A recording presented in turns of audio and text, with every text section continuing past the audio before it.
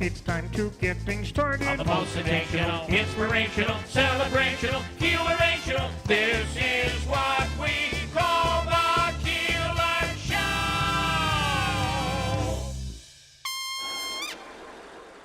This is Keeler in the Morning. WIBX 950 and 92.3 FM.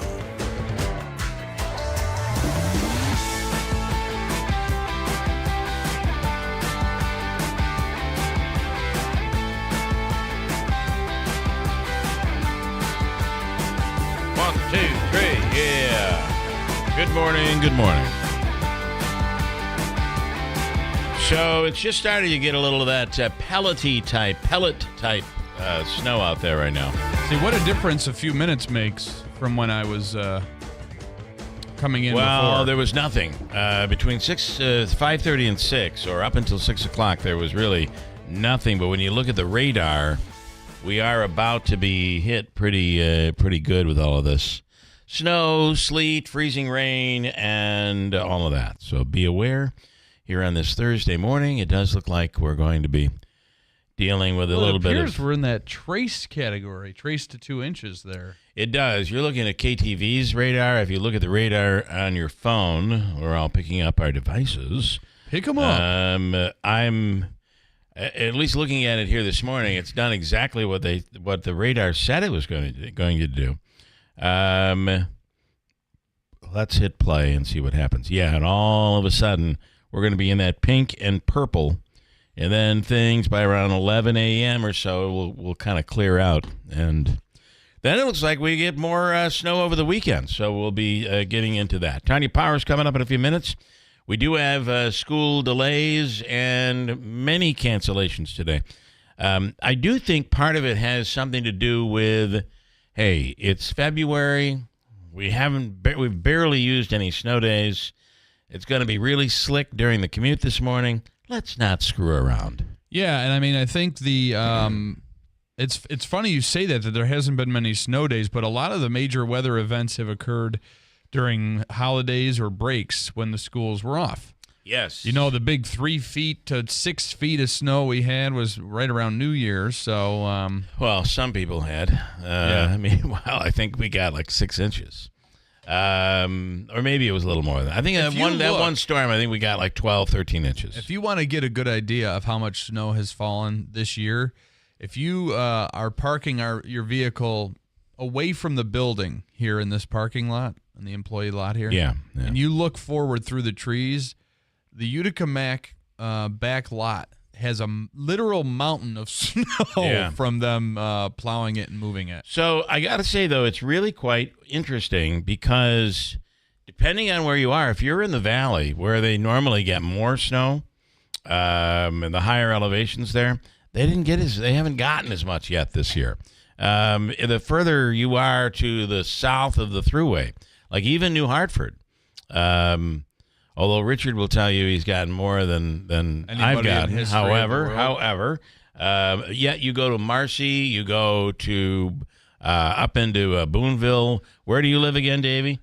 Davey lives in Poland, New York. I live in Floyd. Oh, you're in Floyd now. Yeah. Okay. Where did you say I live? Poland. I thought you were in Poland. No. Not even close. No?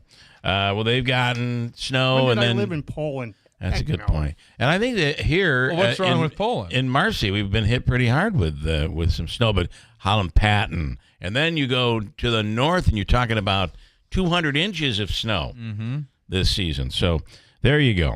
Tanya Powers, we'll speak with her coming up in a few minutes. This morning, Mohawk Valley Crime Stoppers Wanted Person of the Week. That's already up on our website. You can check it out.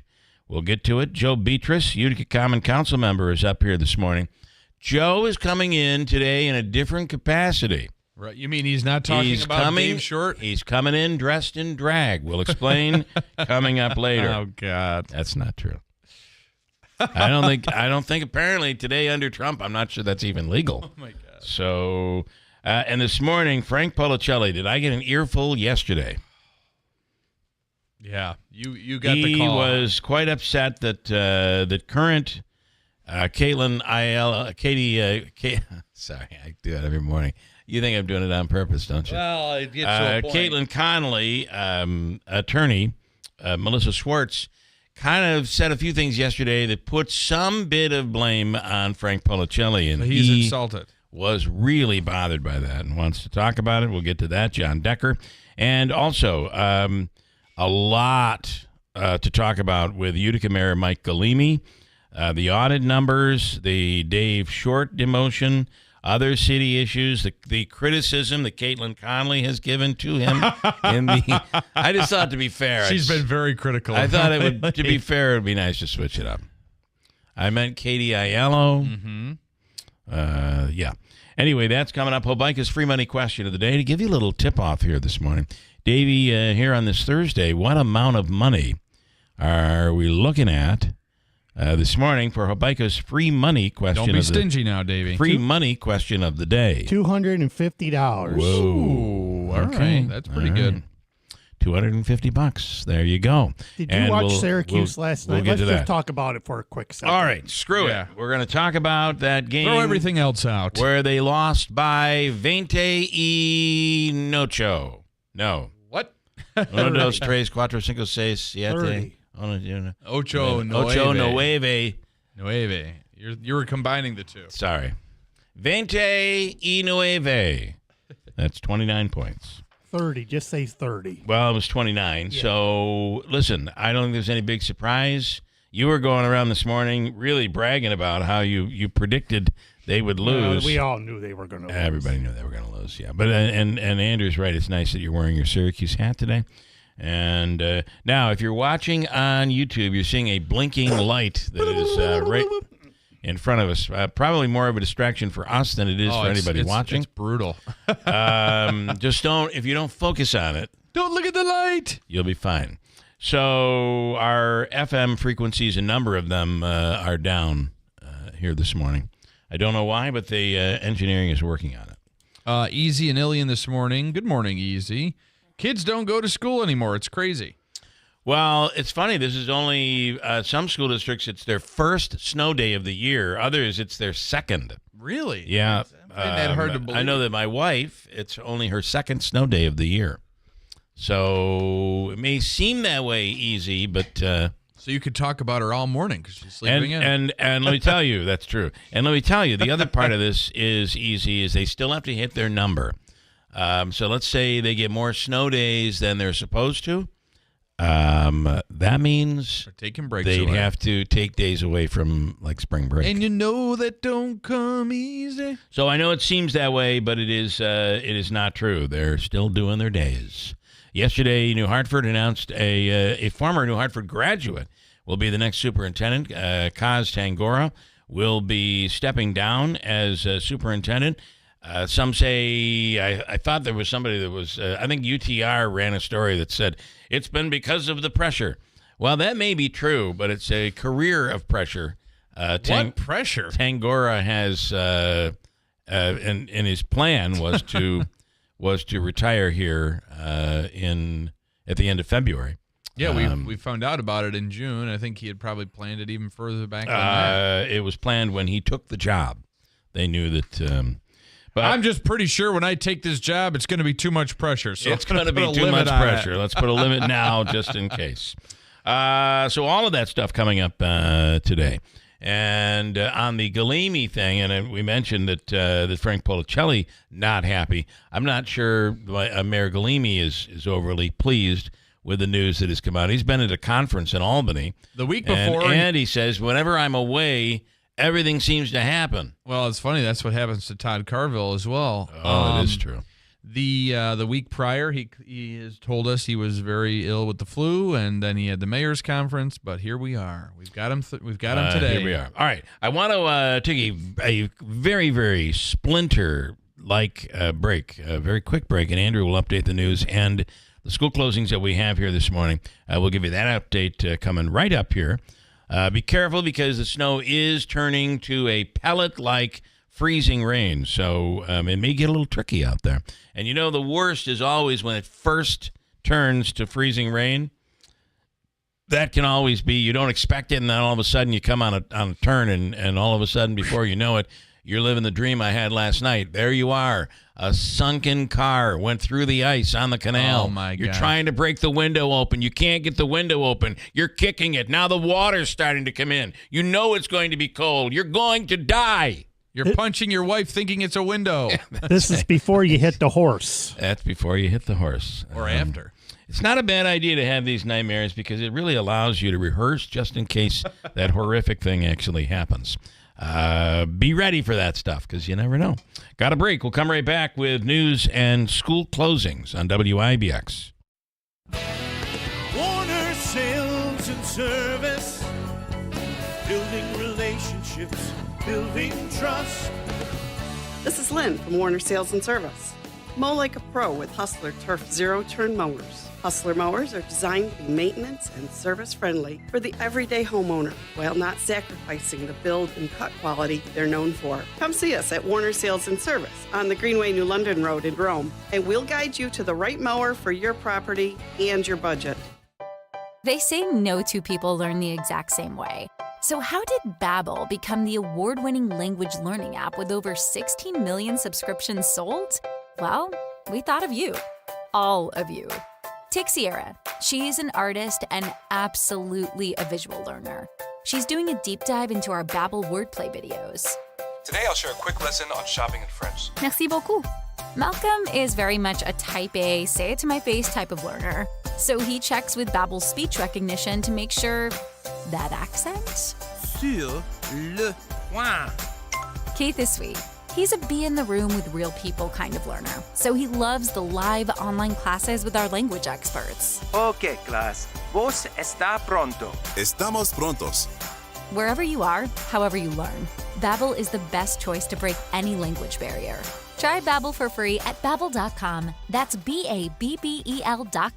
Babbel.com. Taxes was not knowing your full financial picture. Now Taxes is getting and maximizing your refund all in one place. Credit Karma, where a TurboTax expert can do your taxes for you. They'll get you the most money back, guaranteed. Then you can do more with all that money, all in Credit Karma. Now this is Taxes. Intuit Credit Karma with TurboTax. Get started today. See guarantee details at turbotax.com/guarantees. Experts only available with TurboTax Live.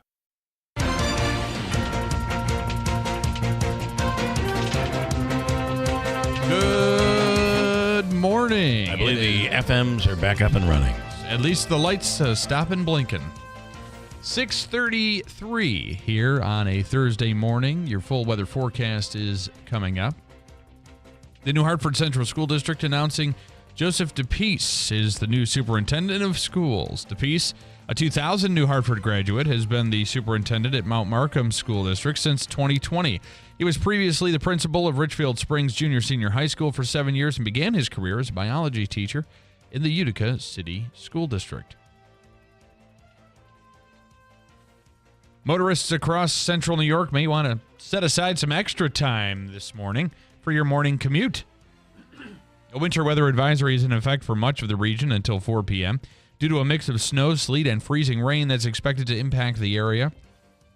Precipitation could make travel difficult, if not impossible at times, and drivers should stay off the roads if they can. The latest forecast and alerts can be found at NOAA.gov, or you can keep it right here with WIBX. Governor Hochul reacting to the latest developments in the Robert Brooks case. Brooks was an inmate at Marcy Correctional Facility who was brutally beaten by correctional officers back in December during a disturbing incident caught on camera. Brooks was rushed to a nearby hospital for treatment, but later died, and his death has been ruled a homicide. The governor says it's time for the legal process to move forward and for everyone involved in Brooks' death to be held accountable for their actions. The Oneida County Sheriff's Office is warning residents about an IRS text scam. The agency says people have reported getting a message that offers them $1,400 from the IRS as part of an economic impact payment. The message also claims folks will get the money deposited into their bank account or in the form of a paper check. The IRS never contacts anyone by texting requesting personal information or financial information, and individuals who receive the message should delete it. A popular band from yesteryear, Across the Pond, will be making their 15th straight visit to the New York State Fair this summer. Herman's Hermits are set to perform at Chevy Court on Tuesday, August 26th. That's as big as Davey's prediction that Syracuse was going to lose last night. I know.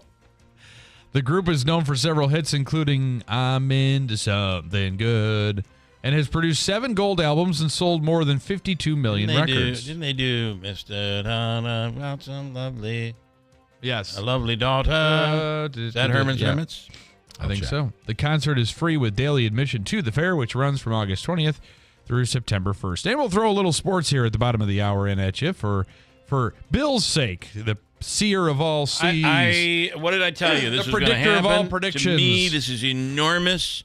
It places the New York Mets with maybe a couple more in the bullpen.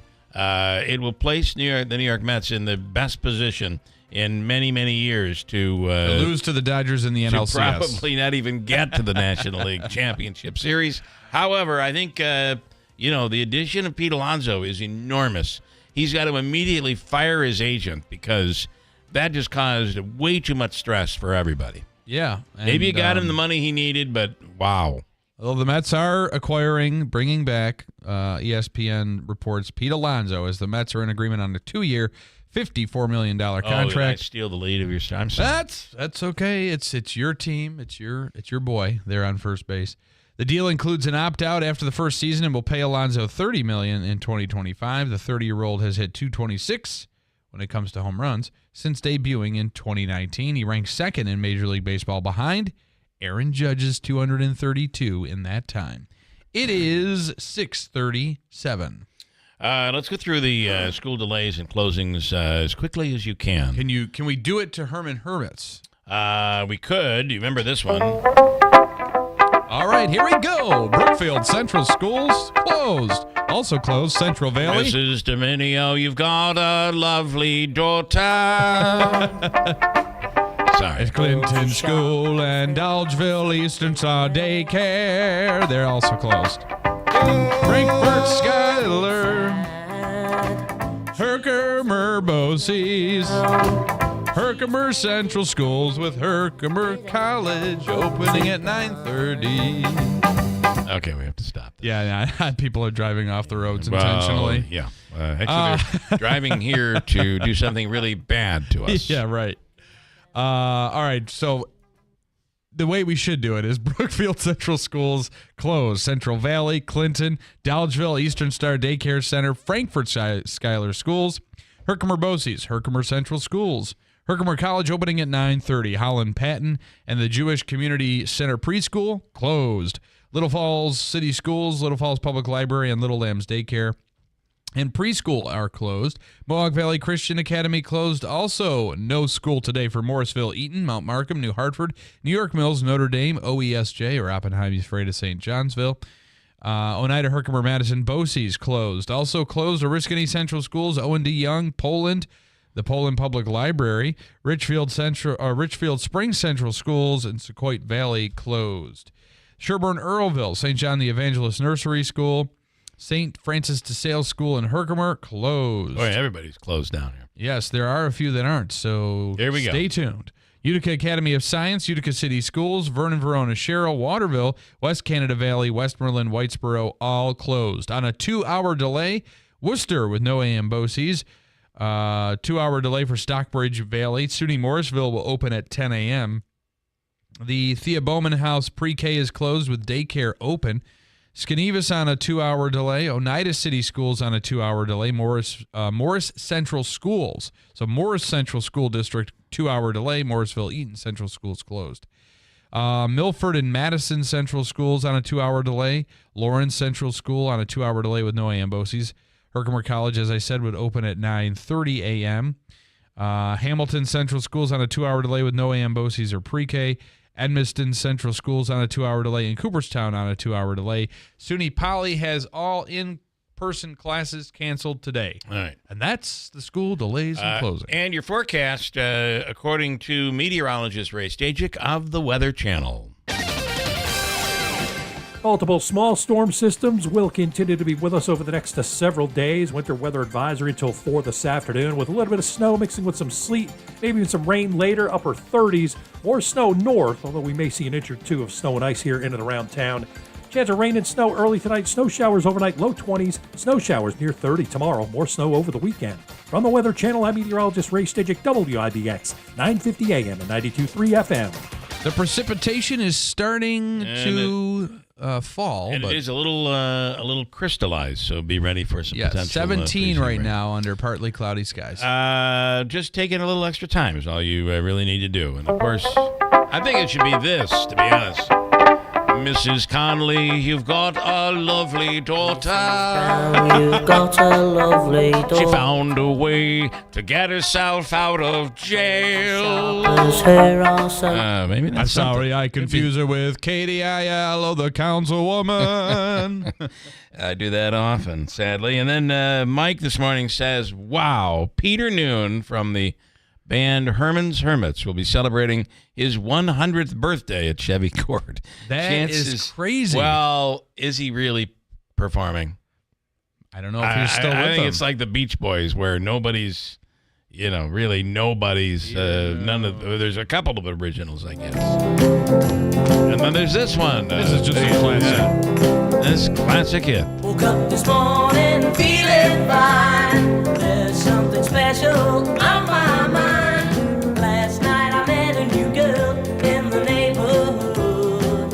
Whoa, yeah. Oh, yeah. Something tells me I'm into something good. Something tells me I'm into something. Enough of that. Let me go to Tanya J. Powers from Fox News Radio on the line right now. I'm into something good, and it's Tanya Powers. Woo! I need me some more cowbell. Give me some more Tanya. Y'all were taking me back to my days as an oldies DJ there with all the Herman's Hermits. Yeah. Wow. Well, can I request Paul Revere and the Raiders next? Oh, we can find them. That is great. Okay, great. There's also the Can't You Hear, Baby, Baby, Can't You Hear My Heartbeat? Yeah. There's a whole bunch. Yeah. There is. Please stop, Andrew, please. They got a lot of classic hits here. So, Tanya, and you guys are getting some of this sleet and freezing rain in the city as well, right? Yeah. It's been snowing, I think, since like late last night. Yeah. I could hear the little crystallized drops on my air conditioner outside my window. Yeah, we're getting the same. I know it's doing something. Yeah. Same thing here. All right, so you're on this morning. The National Prayer Breakfast is today, which has a rather lengthy tradition, right? It does. It was founded in 1953. President Eisenhower accepted an invitation. I believe Billy Graham is the one who asked him to come to join members of Congress for the prayer breakfast. It has been going on ever since. The National Prayer Breakfast Foundation's website says that every president, regardless of party or religious beliefs, has joined the event since the beginning. It says all faiths are welcome. Now, it did undergo a revamp, a transformation, basically. Last year, I believe, was the first year that Congress had taken it over. It was done by a private religious group. They had overseen this for decades, since the beginning. And then, it apparently had kind of, the gathering had gotten a tad divisive. There was, evidently some saw a need to make this a little bit more bipartisan and a little bit more focused on prayer for, Congress. And so instead of, it had gotten to be like several days long event. This was, it wasn't just we're all going to pray, meet at the U.S. Capitol and pray. It was, there was 3,500 people involved, and it was over several days, and there were multiple events at a hotel, and all kinds of things.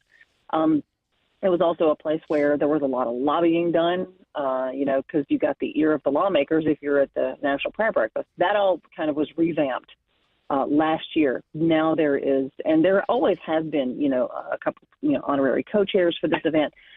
This year it is a Democrat and a Republican senator that are, the co-chairs. I believe that's how it's been last year, maybe more than that. Yeah. But so it is today. They will, gather. I think now the crowd's down to about 300 as of last year is what I saw.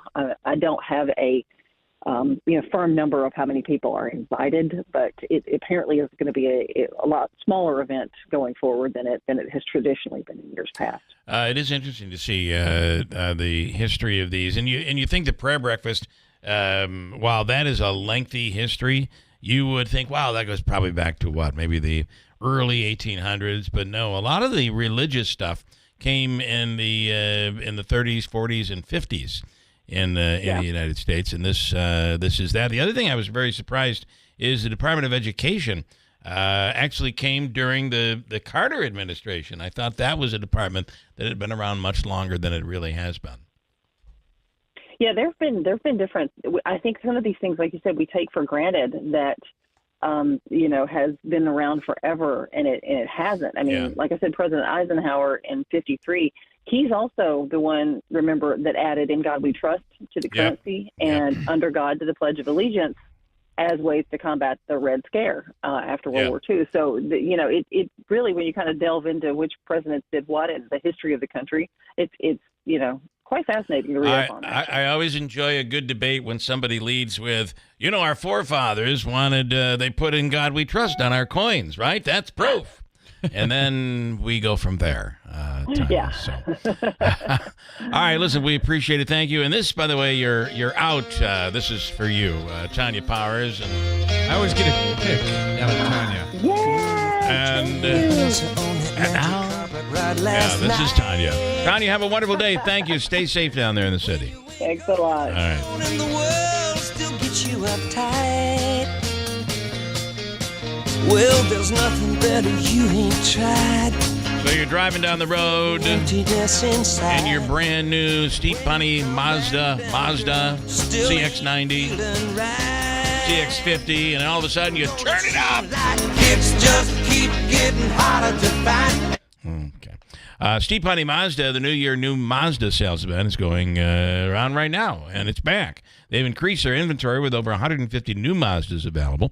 Save on a new Mazda lease. Enjoy 0.9% APR financing on the new 2025 Mazda CX-30s, CX-5s, CX-50s, CX-70s, and the CX-90. See the dealership for details. As Ricky says, let's make your deal on a new Mazda from the dealership that's achieved first place nationally in customer satisfaction. Steep Bunny Mazda, Commercial Drive in Yorkville. Hey everyone, it's Lisa here from Fit Body Bootcamp. February is Heart Health Month, and we're here to remind you how important it is to take care of your heart. At Fit Body Bootcamp, we know that heart health is key to overall wellness, and we're proud to support Go Red for Women this month. Every workout you do strengthens not just your muscles, but also your heart. Whether it's breaking a sweat in a high-energy session or committing to a healthy lifestyle, small choices make a big impact. Let's come together this month and take care of our hearts. At Fit Body Bootcamp, we want you to live your best life. The cold and windy weather isn't going away anytime soon. Don't get caught with an old, inefficient furnace. Today's the day to call Tri-County Heating and Air Conditioning at 315-829-4100. Need service for that furnace that's not working? Call Tri-County Heating and Air Conditioning at 315-829-4100 or check out their website, tri-countyheating.com. That's tri-countyheating.com. Stay warm and safe this season with Tri-County Heating and Air Conditioning. Are you having trouble hearing? Hearing loss can devastate the quality of your life. Now, there's an affordable fix for you or your loved one. Rated in the best hearing aids of 2024 by USA Today, Audion Hearing has the highest quality hearing aids at the lowest prices, just $189. I actually like them better than my old $5,000 hearing aids. I could not believe how my hearing and life changed. Join over 500,000 happy customers by going to audionhearing.com. That's AUDIEN hearing.com. Are you a CDPAP home care user or caregiver? Now's the time to switch to PPL and ensure a smooth transition. It's fast and easy. Over the phone, online, at an in-person or virtual session, or with a CDPAP facilitator. Call PPL at 833-247-5346. That's 833-247-5346. Visit pplfirst.com/CDPAP. Register today. A message from the New York State Health Department. WIBX. This is Keeler. WIBX 950 and 92.3 FM. Now back to the Keeler Show.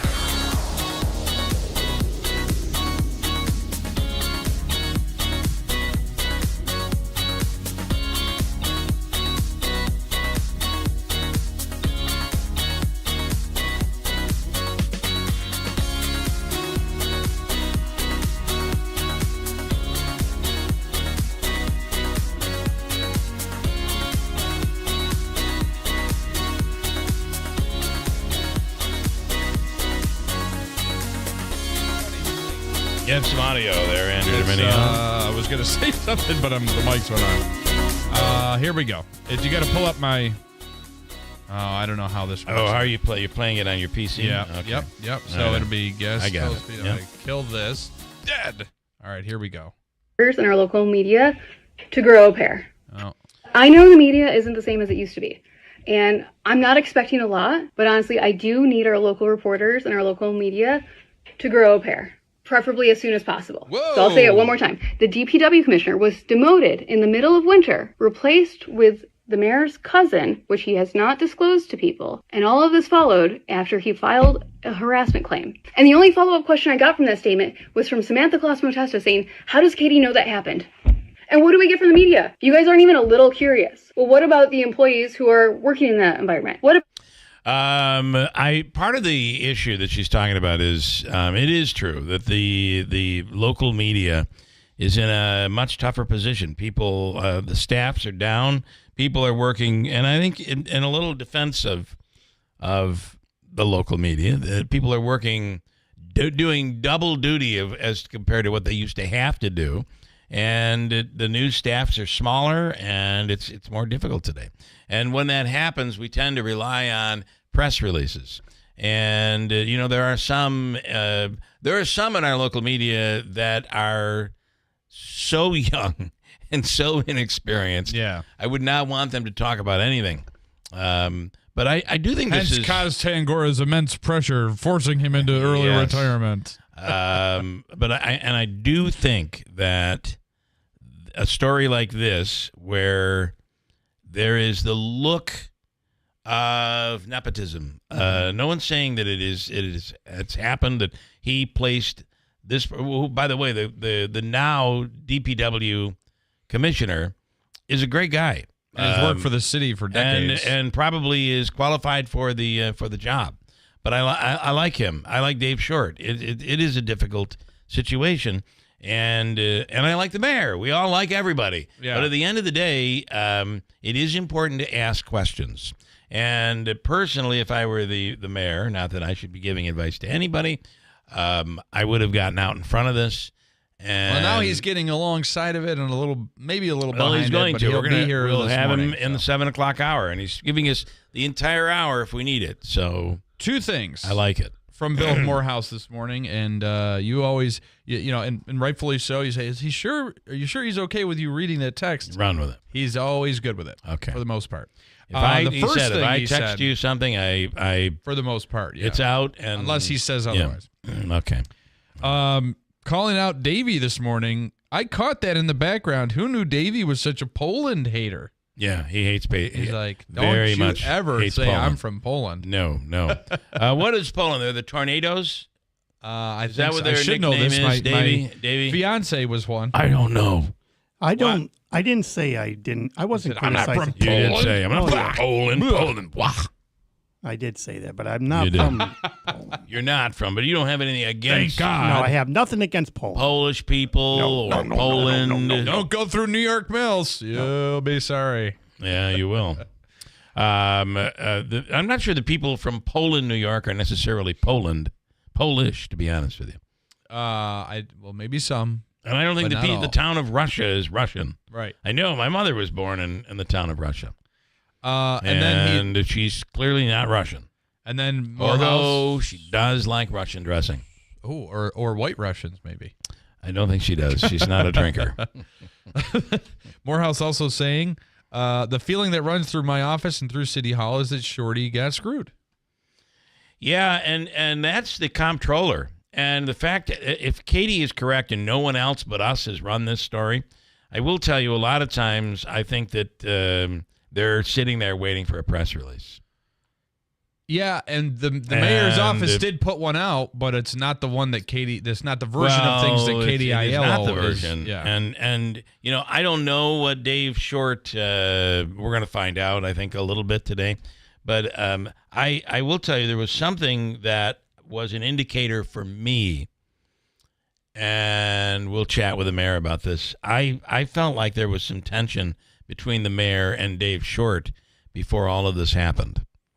And I'll just explain when the mayor comes in. We'll And I think just a little. He'll tell me where I'm wrong, I'm sure, and that's okay. He'll have a chance to answer for himself. There is the facts are undisputed that Mark is, I guess, Galimi's wife's cousin, and Dave has been there a long time.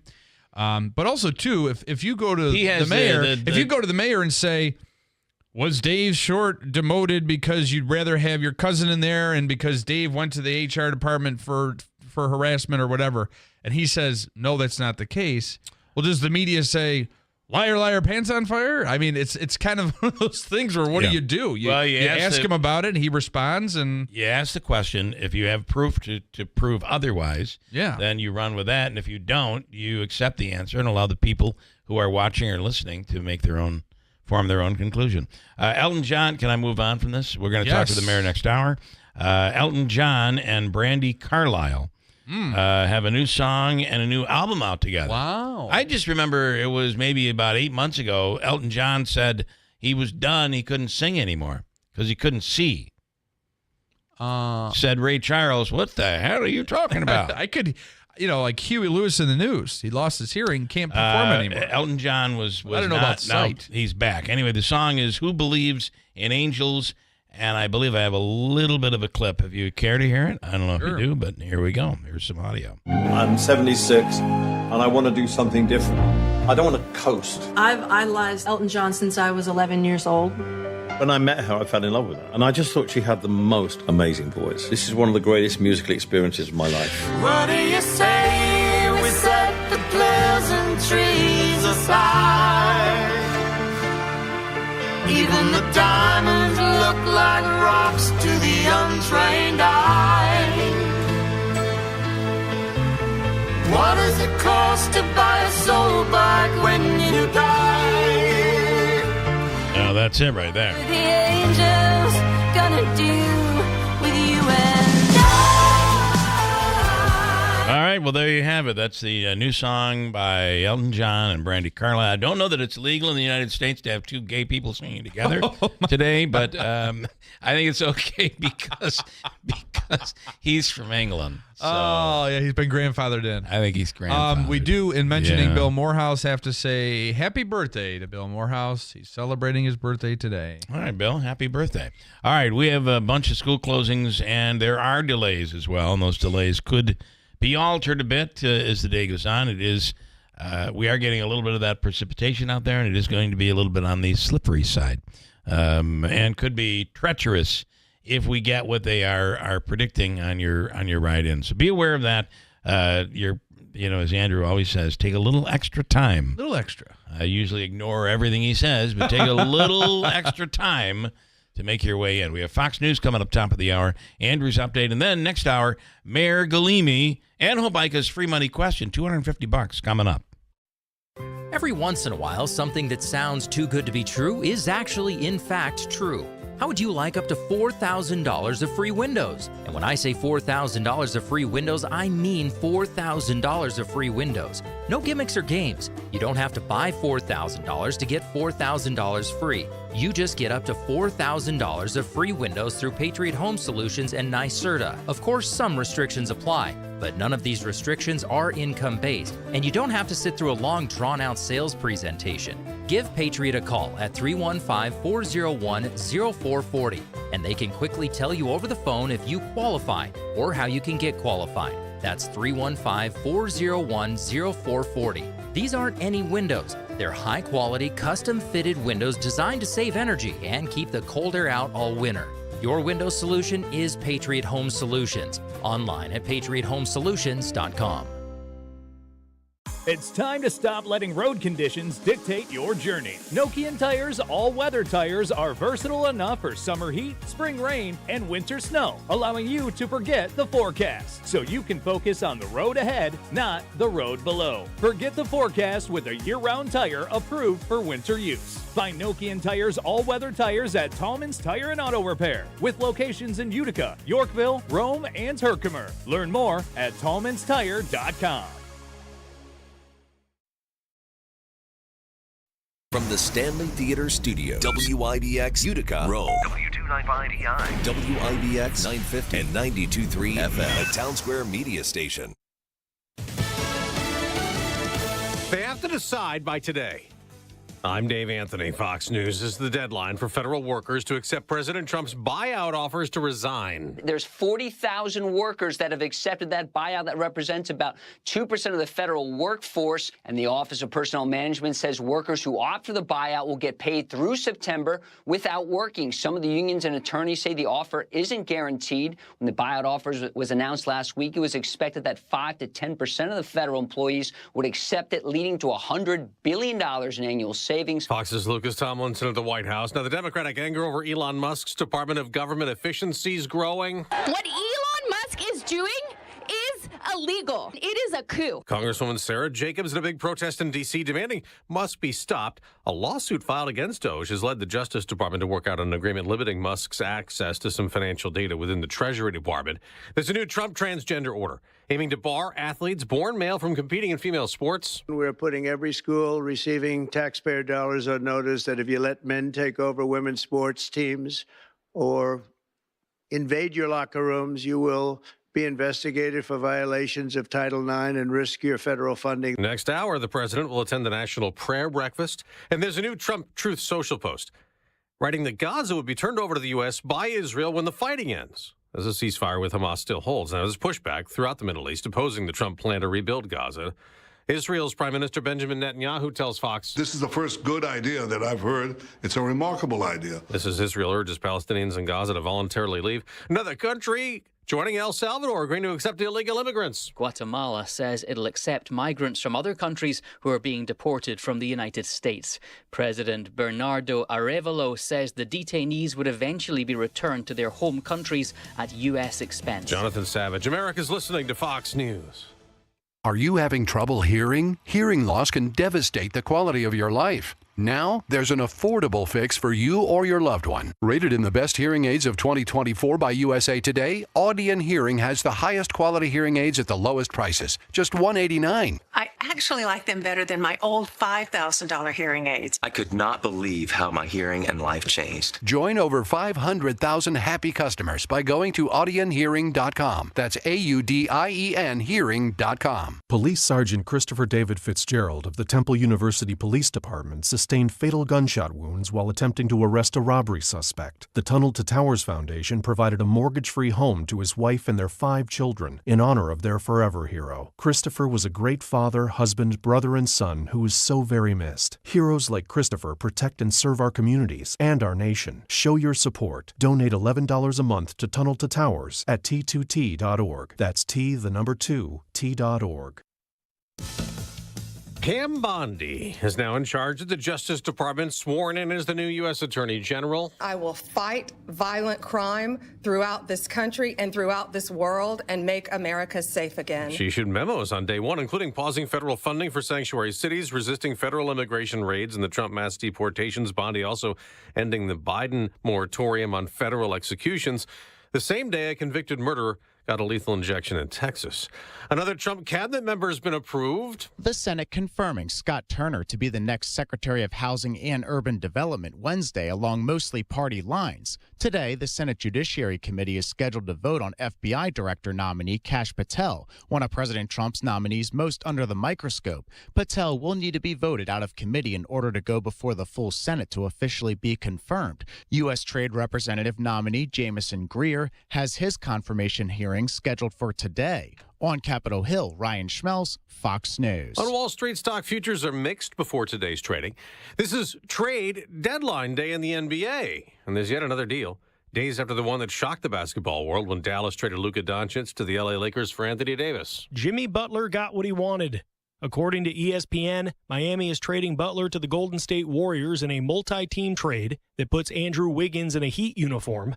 Butler is reportedly declining his player option for next season and has agreed to a new 2-year contract extension worth $121 million. Butler has not played since January 21st due to his second and third suspensions of the year after he requested a trade out of Miami.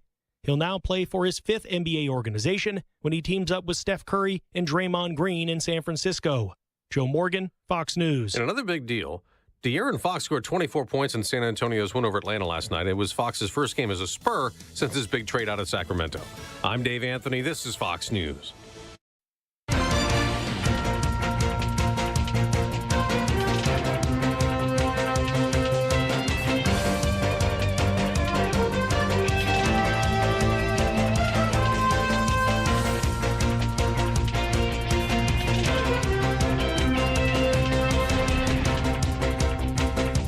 Good morning. WIBX 950 AM 92.3 FM news time, 7:05. I'm Andrew Dermenio.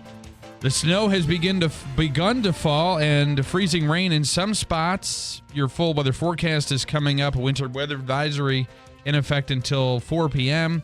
It's 18 degrees, and we have a number of school delays and closings. We'll get to all of it in minutes.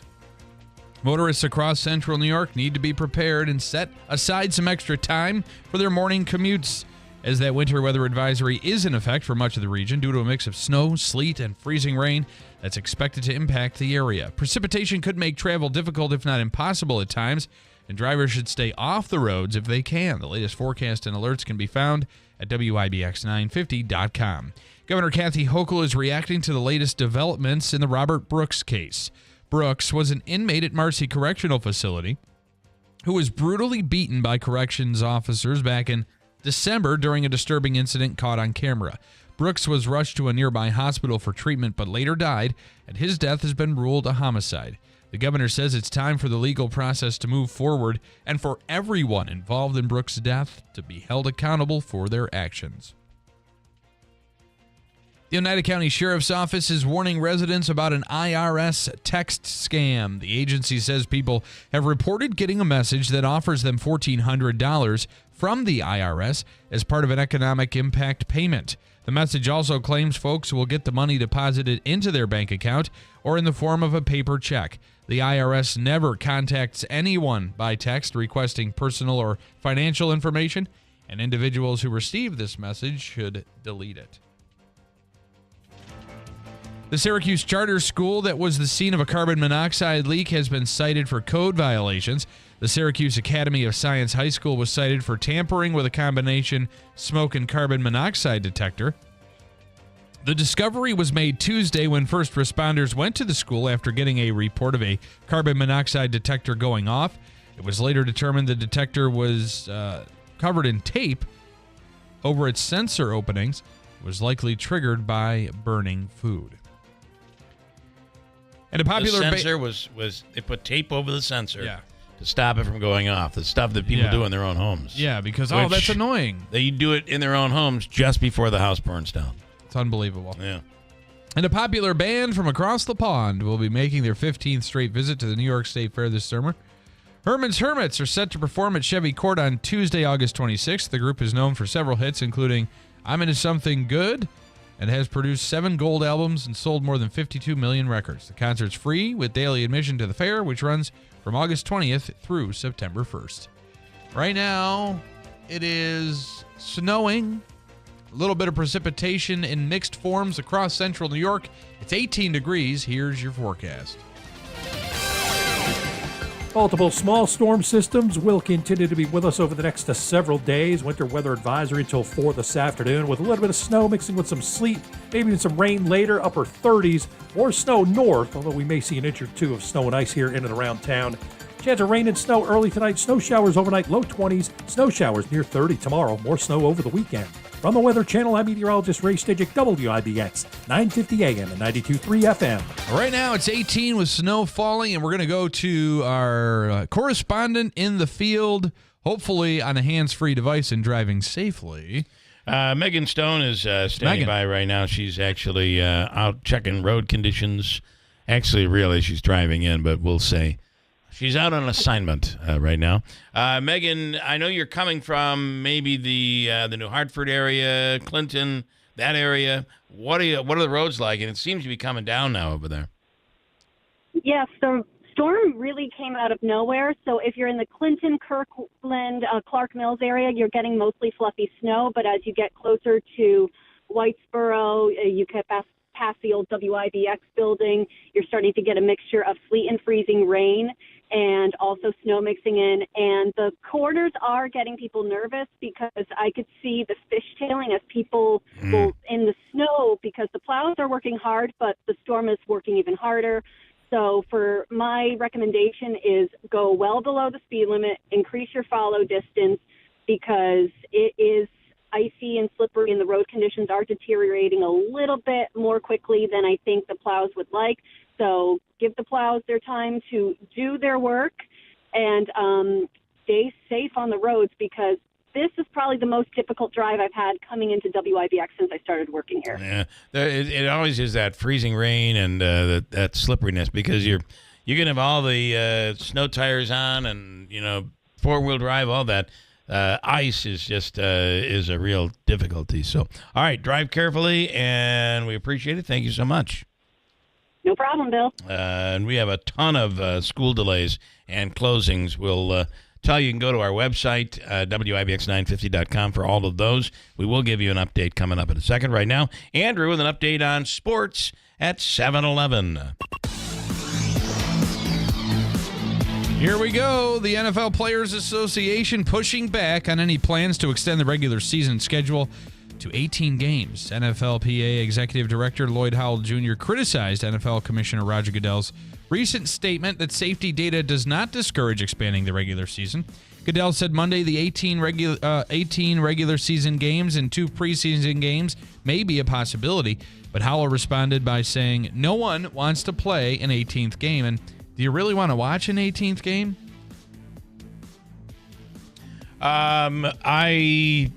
It may make the 17th game more entertaining. Yeah, it's one more. It might make it mean something. Well, it depends on what type of football fan you are. I mean, is it one more game for you to lose a lot of money, or is it... You're right.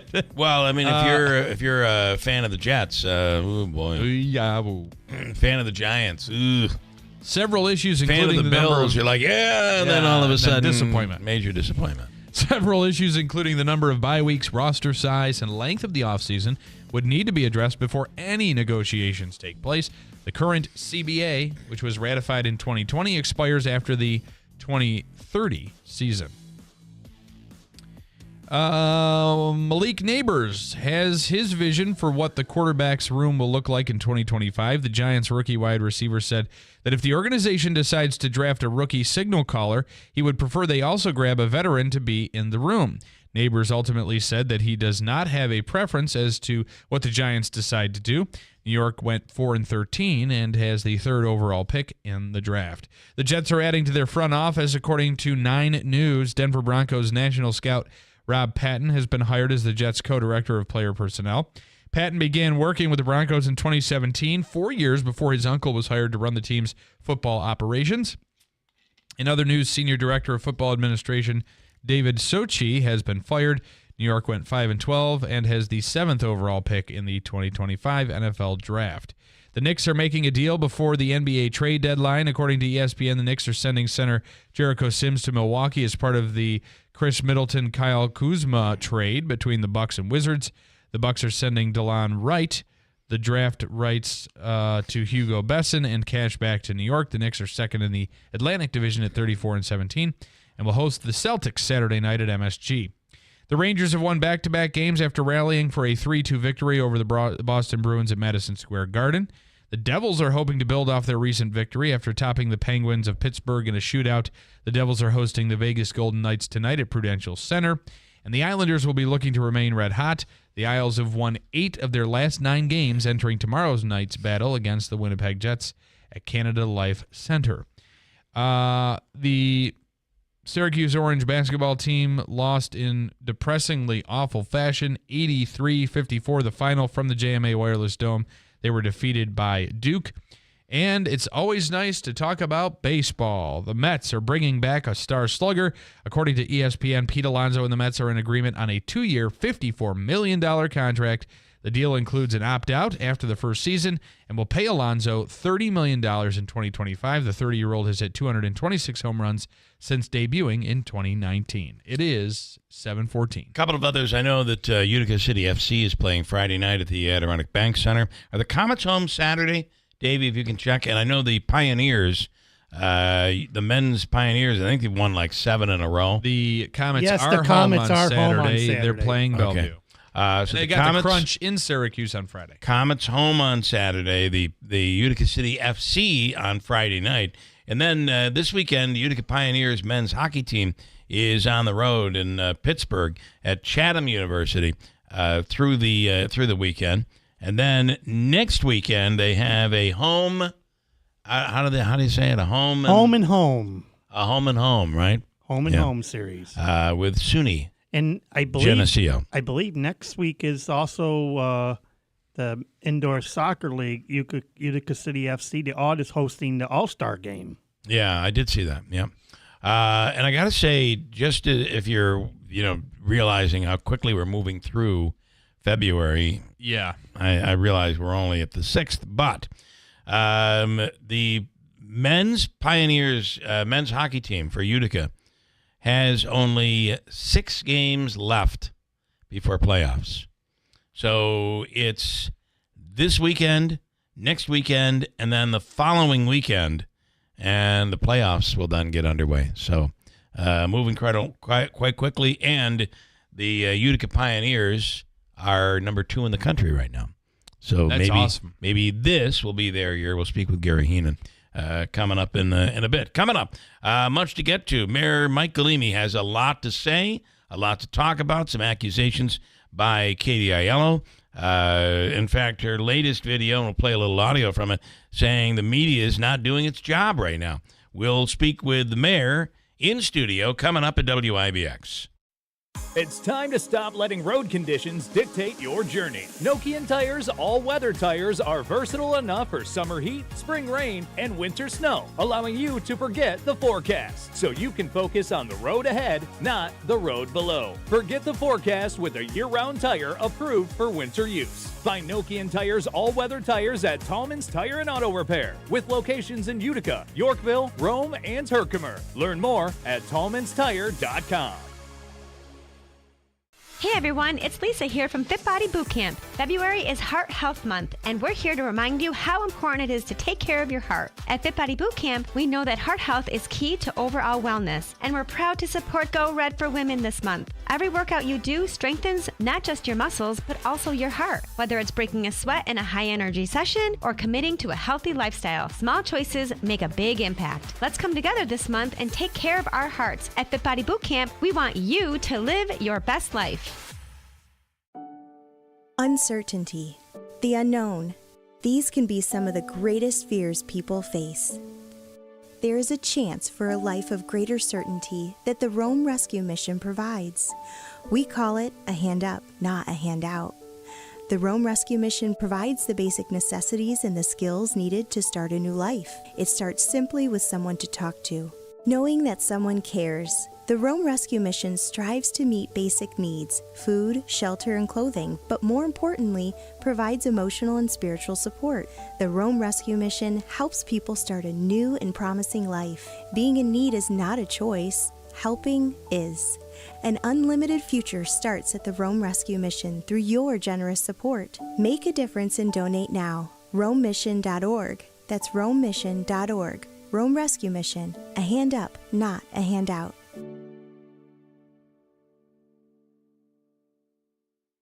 Registration for America's Greatest Heart Run and Walk is now open, and they're looking to break fundraising and race records. The event returns to Utica University on March 8th, so sign up now for the 18-mile, 10-mile, or 3-mile race at uticaheartrunwalk.org. Join the American Heart Association's mission in raising money to improve and promote heart health in the Mohawk Valley. This year's goal is to raise $1 million.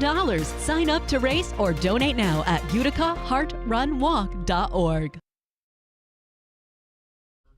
I can do this right now, Andrew, if you want me to. Listen, start the new year debt-free and stress-free. How do you do it? With GPO Federal Credit Union. Simplify your finances with balance transfer rates as low as 3.99% APR for 12 months, or consolidate high-interest debt into one manageable payment with their personal loans. And it doesn't stop there. GPO has partnered with a program called Balance to provide you with free virtual or in-person sessions with financial advisors to help you out. Together, they're going to help you create a personalized plan to help you take control of your finances and achieve your goals. Why wait? Call GPO today and get a fresh start here in 2025. Go to their website at gpofcu.com or stop by any branch today. Debt-free, stress-free. Start your journey with GPO today. Subject to credit approval, membership eligibility required, rates and terms based on credit worthiness. Balance transfer rates revert back to normal card rate after the 12th month. Contact GPO for more information. WIBX. This is Keeler. WIBX 950 and 92.3 FM. Now back to the Keeler Show.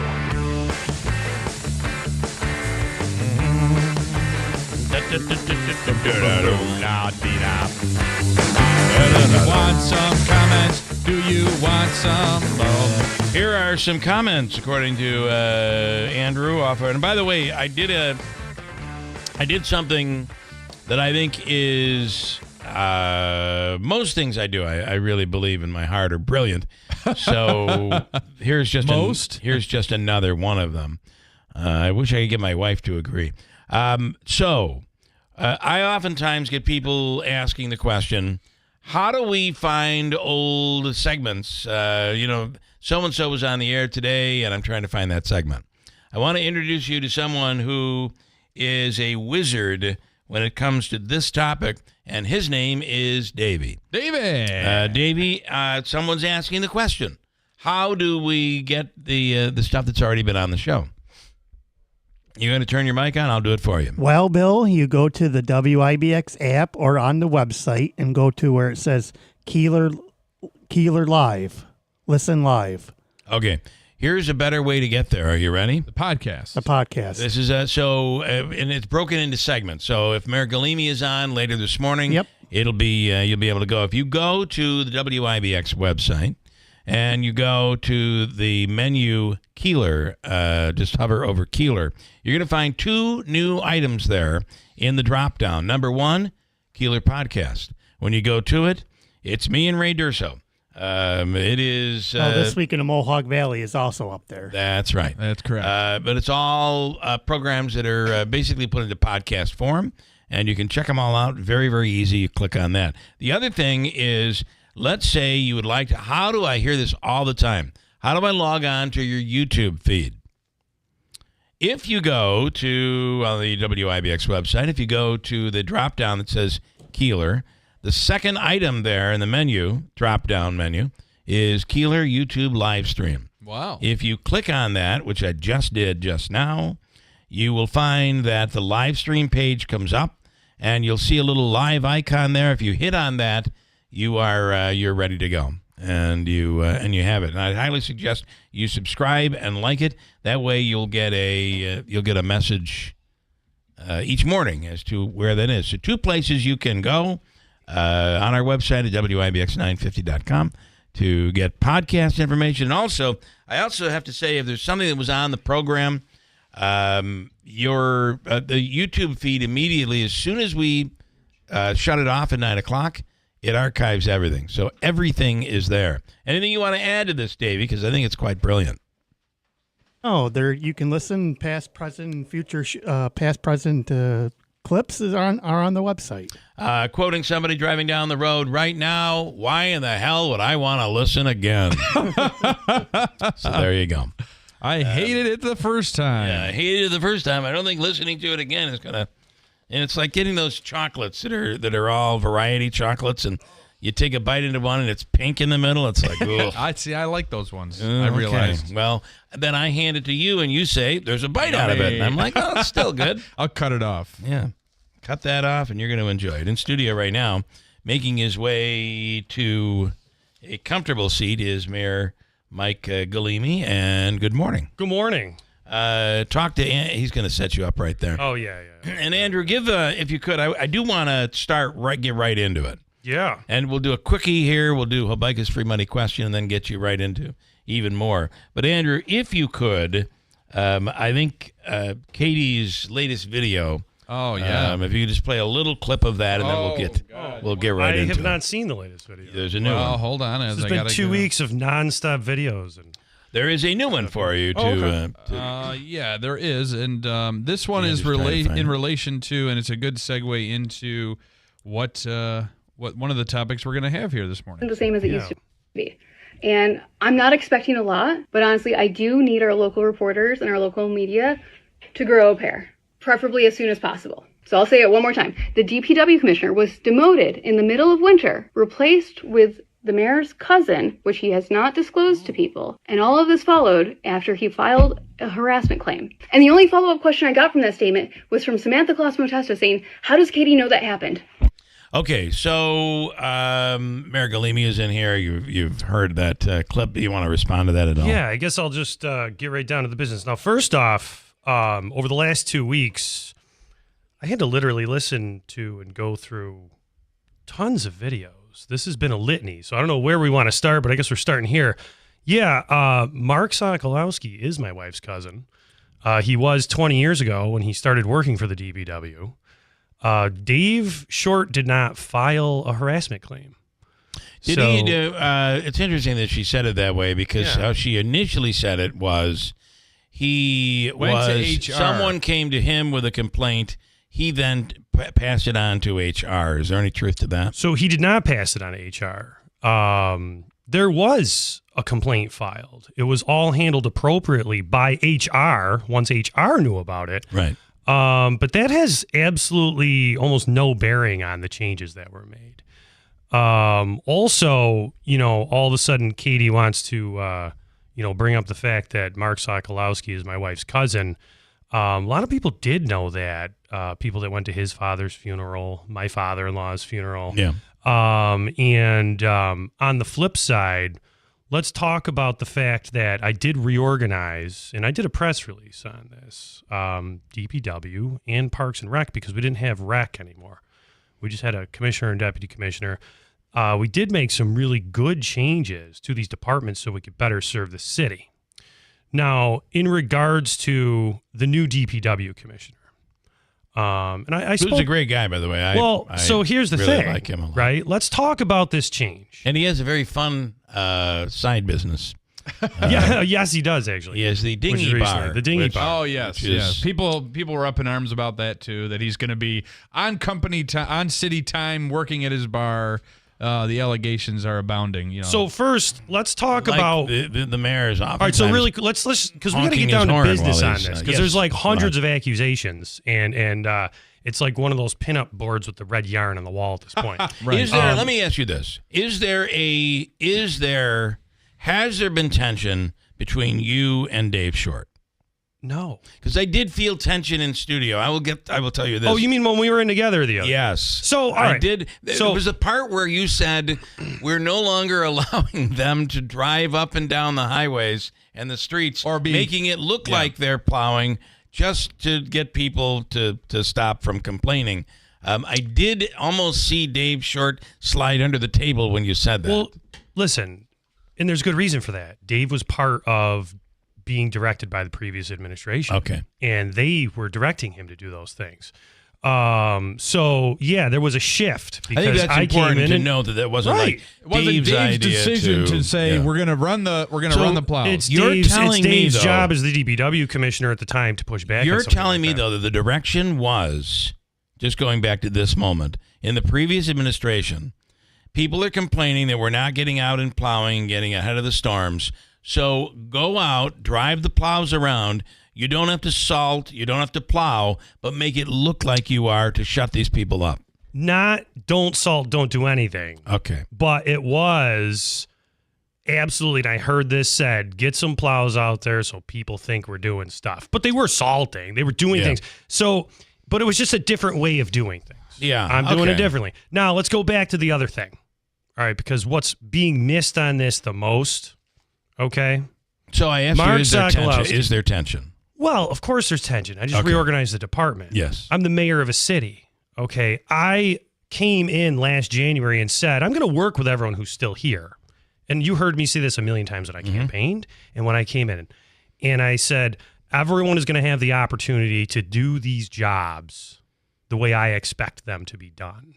Yeah. Now, some people a year from now, 6 months from now, even moving forward from today, might not get removed, might not get fired, and it might not even be a negative thing. But I'm also looking at what people's strengths are, what they gravitate towards, what their self-motivation is, what their intrinsic motivation is, actual personnel management, like how can I best use this team?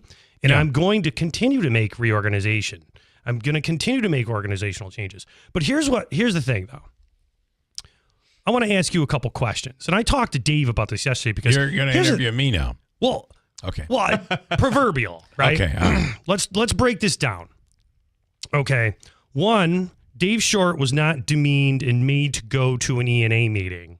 Okay, which is what Katie was saying. Okay. That he actually, I think she did say that you made him go and sit there while you demoted him. Actually, I have the text messages going back and forth because there was a lot of changes going on. Dave asked if he had to be at the meeting. And we said, no, you don't have to be at the meeting. You could sign the book afterwards. And he was like, cool, thanks. And he came to the meeting. Okay. On his own. Yes, Yeah. 100%. Right? Because as much as this is a big shift, I'm doing things differently. It was an organizational change. Yeah. And it's also a huge opportunity for Dave to get back to doing the things he is really interested and good at. So, with that said, okay, and I talked to Dave about this yesterday too, because I said, listen, what Councilperson Aiello is doing is airing your personal grievances, your personal succeed, failure, whatever it is. You're also doing the same. And to be fair, we've not heard from Dave, and if I were Dave, I would not want to get involved in this either. It's terrible. But I will say that we have heard from someone that, is it Samantha? Yes. Who's saying Dave that is upset Dave would by all rather this. not have this he didn't want this to be aired out. But it's being aired out. So yeah. So I'm going to go through a couple bullet points here. All right. Okay. Make it in 2 minutes. We'll break and come back and perfect. do more. So we'll just wrap this one up. Who went to every single council meeting last year, representing the DPW? Mark Sokolowski. Okay. Okay. Who was literally not only working with, but part of all of the organizational efforts to clean up all the homeless encampments in the 1st district? I'm going to Katie guess. Aiello's district. Yeah, I'm going to guess it was Mark. It was Mark Sokolowski. Yeah. Who worked with us extensively to open up Baggs Tavern and make sure Santa was in Baggs Tavern? Mark Sokolowski. Who was integral in taking the Parks Department, reorganizing that team and activating them without adding people to that department and doing an absolute stellar job? Mark Sokolowski. I don't think anybody has questioned Mark's ability and his... No. By Katie making a video saying he only got this job because he's my wife's cousin. Right. She is saying that. Yes. Okay. Yeah, she is saying that. Other people are saying it too. Of course, Lance and Lee, who's one of your biggest fans. I hope the nepism works better than it did for I would only say this, and we'll break and talk more about it. But my thought was, the only comment that I said that was that I made any conclusion on this without speaking with you is that if he was your cousin, it probably would have been a better idea to get out in front of it and just basically say this has nothing to do with that, but I in full disclosure, I want people to know that? Just like I did. In full disclosure, since it's come up prior, in like full disclosure. So now every single time, and maybe you're right. So Mark Sokolowski starts working for the city 20 years ago. I become council president 8 years ago. Now I'm mayor. Well, he just became. The problem is in this case, you're removing a long time, and you're putting him in. It is a little unique as to, except for the fact that everything that happened over the last year was Mark Sokolowski swimming to the top of motivation and execution of an excellent Parks Department. I realize it's me looking from the backside in. You're playing devil's advocate. Yeah. No, I'm not. I'm really not. And I'm saying the only thing that I could say about this is, ultimately, we're talking about it, of course, and it's because it gave the opening. I'm a believer that you try to get in front of stuff so you don't give someone, maybe that might be a critic, the opening to be able to. So here's my question. Yeah. I do a big press release about this. I'm not asked about it by anyone until Katie's all over the place, trashing me for 974 other things as well. And we'll get into those at least so, maybe like 73 of those. And however, I do have to say. Now here's the other thing, Dave. Now, listen, Dave, if you're listening, you know exactly why I want you to be the Parks and Rec Commissioner. You worked with me to try and activate Vail by Alice for 8 years. I want you on all of the stuff you've been doing since day one. You were this position years ago, and this is what you love to do for the city. But as DPW commissioner, he lost the department. As DPW commissioner, people weren't motivated to come to work. as DPW commissioner, he was So made, you're going there. I have to. I have to. Yeah. As DPW commissioner, the prior administration gave him a temp deputy who, instead of running parks, literally raised hell in the DPW garage, and Dave looked the other way. Now, when I became mayor, I talked about all this with Dave. And I said, Dave, we're not going to run things like this anymore. Okay? And the reality is, a year later, nothing had changed, and an organizational change had to be made. Someone with 20 years experience actually working in every position of that department was ready for the job. They now have the job. And I want to give Dave Short a fresh start because I've watched what he's done for the city, and he's gone through all these mayors and been moved around and pushed. And yeah, that looks like what I'm doing right now. But what am I doing? I'm putting the person who I've watched excel at tree, arborist, all the tree grants, everything with the ball fields, all the park stuff, all the recreation stuff. He's been the stipend receiving youth bureau director for, I think, 12 years now. Right. That's his role. It makes perfect sense. It's an organizational change. I'm the manager of the city. I will say that this is one of the first times, and I just want to say this, I've ever seen a head of a municipality or school district or whatever talk about a private issue that is an employee issue. What are you going to do? Disciplinary issue. It's the first time I've seen that happen. It wasn't disciplinary. So, well, it sounds like it was. No, it's personnel he management. said he didn't do his job. Listen, is he working for the city still? He is, yes. Okay. Everyone wants to make this like, oh, it's disciplinary. You as a manager. I'm only saying that based on what you just said. Well, so here's my point. Yeah. There's reasons to make change. Okay? I understand that.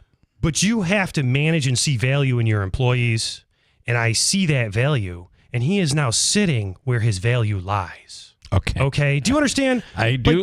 I do understand. Public office and municipal government gets dirty because it's political.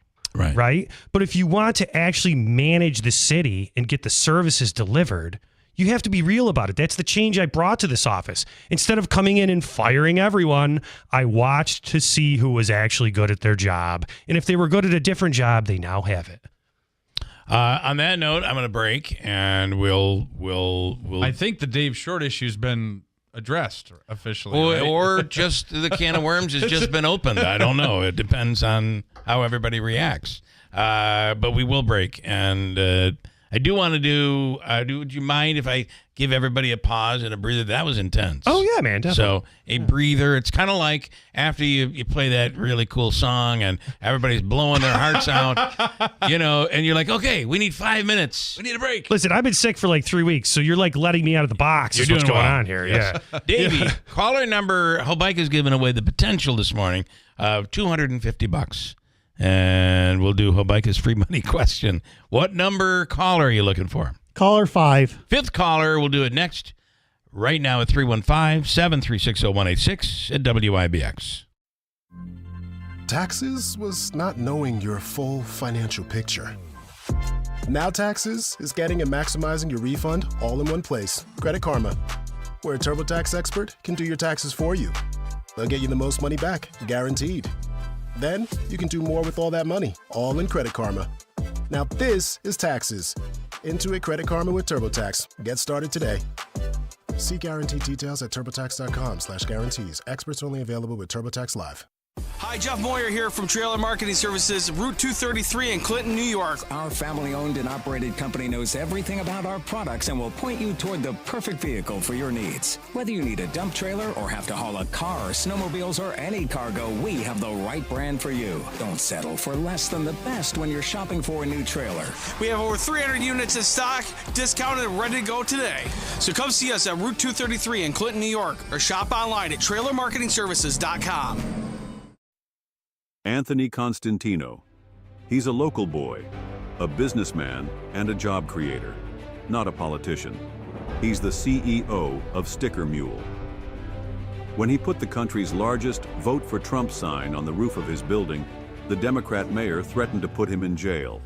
But Anthony Constantino stood strong for free speech and Donald Trump. He refused to take down the sign.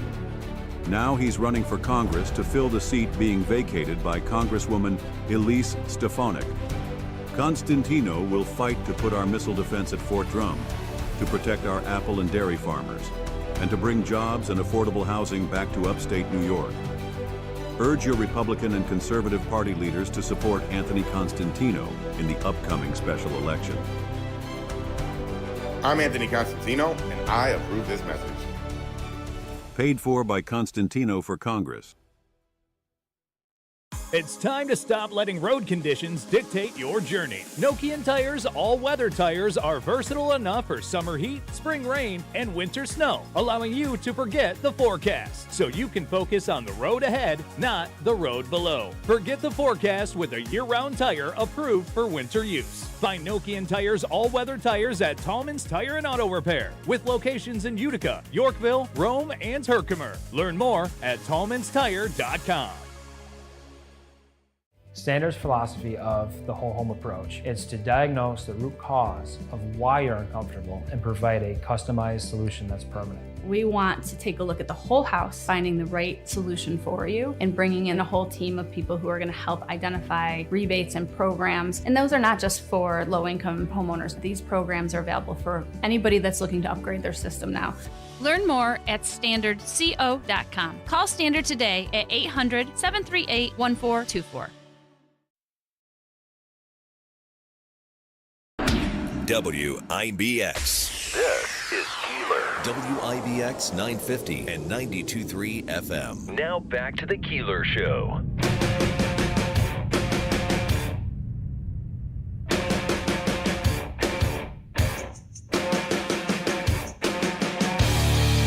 All right, school delays and closings as the weather starts to worsen in the area.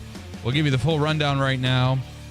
The following schools are closed: Brookfield, Catholic Charities of Herkimer County, Central Valley, Charlotte Valley, Cherry Valley, Springfield Central Schools.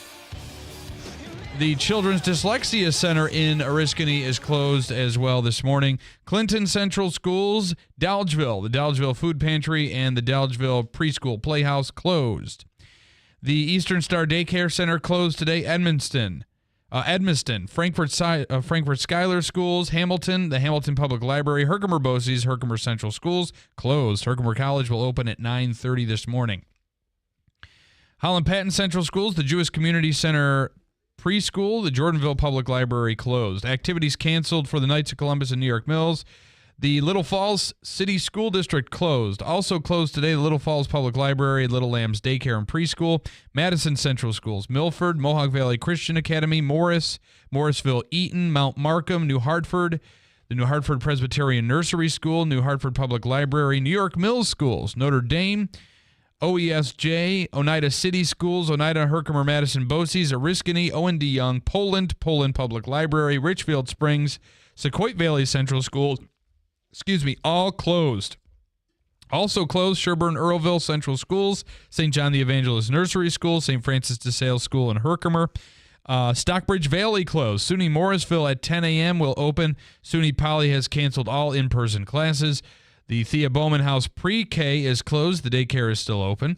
Utica Academy of Science, Utica City Schools, the Utica Public Library, VVS, Waterville Central Schools, West Canada Valley, Westmoreland, Whitesboro, and Worcester all closed. So a lot of those schools on delay have been closed. Still Rome at full activity. No 2-hour delay or no closure. Well, I almost feel like Rome has had Rome. What was that? They're used to 75 inches. Well, they've had a lot of snow, and I think they've had more closures. So a day like today becomes more difficult to close because they've used more snow days. So what's that? 100%. Right. I got to tell you, just real quick about the snow thing. Before I got in the shower, I looked out the window, and it was completely dry. It was. When I got out of the shower and got in the car, I was like, I don't know how I'm going to get to this interview on time. Like, seriously. At 5:30, I went this morning. There was nothing happening, but I looked at the radar, and you saw this coming from the south right at around 6 o'clock. Yeah, it's a band. And it hit, and we're going to get some nasty weather because of it. Freezing rain, we can handle all sorts of snow. Freezing rain can be really tricky for us. So, all right, Davey, who is the caller who's on the line? Who is this? Sherry. Sherry. Okay. Good morning, Sherry. How are you? Good morning. Pretty good. Here we go. This is your chance at Hobica's Free Money Question of the Day, and today it is worth $250. Ooh. All right. Are you ready? Yes, I am. You're going to have 7 seconds to answer the question. Here we go with your question. President Trump's, yes, I'm going there. It's a President Trump question. Are you ready? Yes, I am. President Trump's first Apprentice season debuted in what year? Ready, go. 1987. Was it that early? The first year of The Apprentice. Anybody want to take a stab at that? It was not 1987. 2005? Oh, you're close. 2004 was the first. You know, I think there were like 17 seasons of it because they do spring and then fall. It was a really popular show. Who was the first other than Donald Trump Apprentice? Do you remember who it was? And the show bombed. Oh, before they brought Trump in? Show. You didn't watch it? Before they had Trump? Wasn't it the lawyer? What was her name? One. You don't even watch what? I've never watched The Apprentice once. Well, that would be a bad question for you. There was a spin-off of The Apprentice featuring I can't remember. Martha Stewart. Oh. And it Did you watch that documentary? I did. She's a toughie, isn't she? Wow. Yeah, she is. You know who's also a toughie? Is Cheryl. She's in here. She's hanging in there. She didn't win, but we're going to give her the $25 gift card, the all-in-one food and fun card. Good at Aquavino, Babes, Taylor and the Cook, 72 Tavern and Grill, The Odd, Nexus Center. Stand by, and Davey's going to hook you up, okay? Okay, thanks. Thank you, Sherry. And, yeah.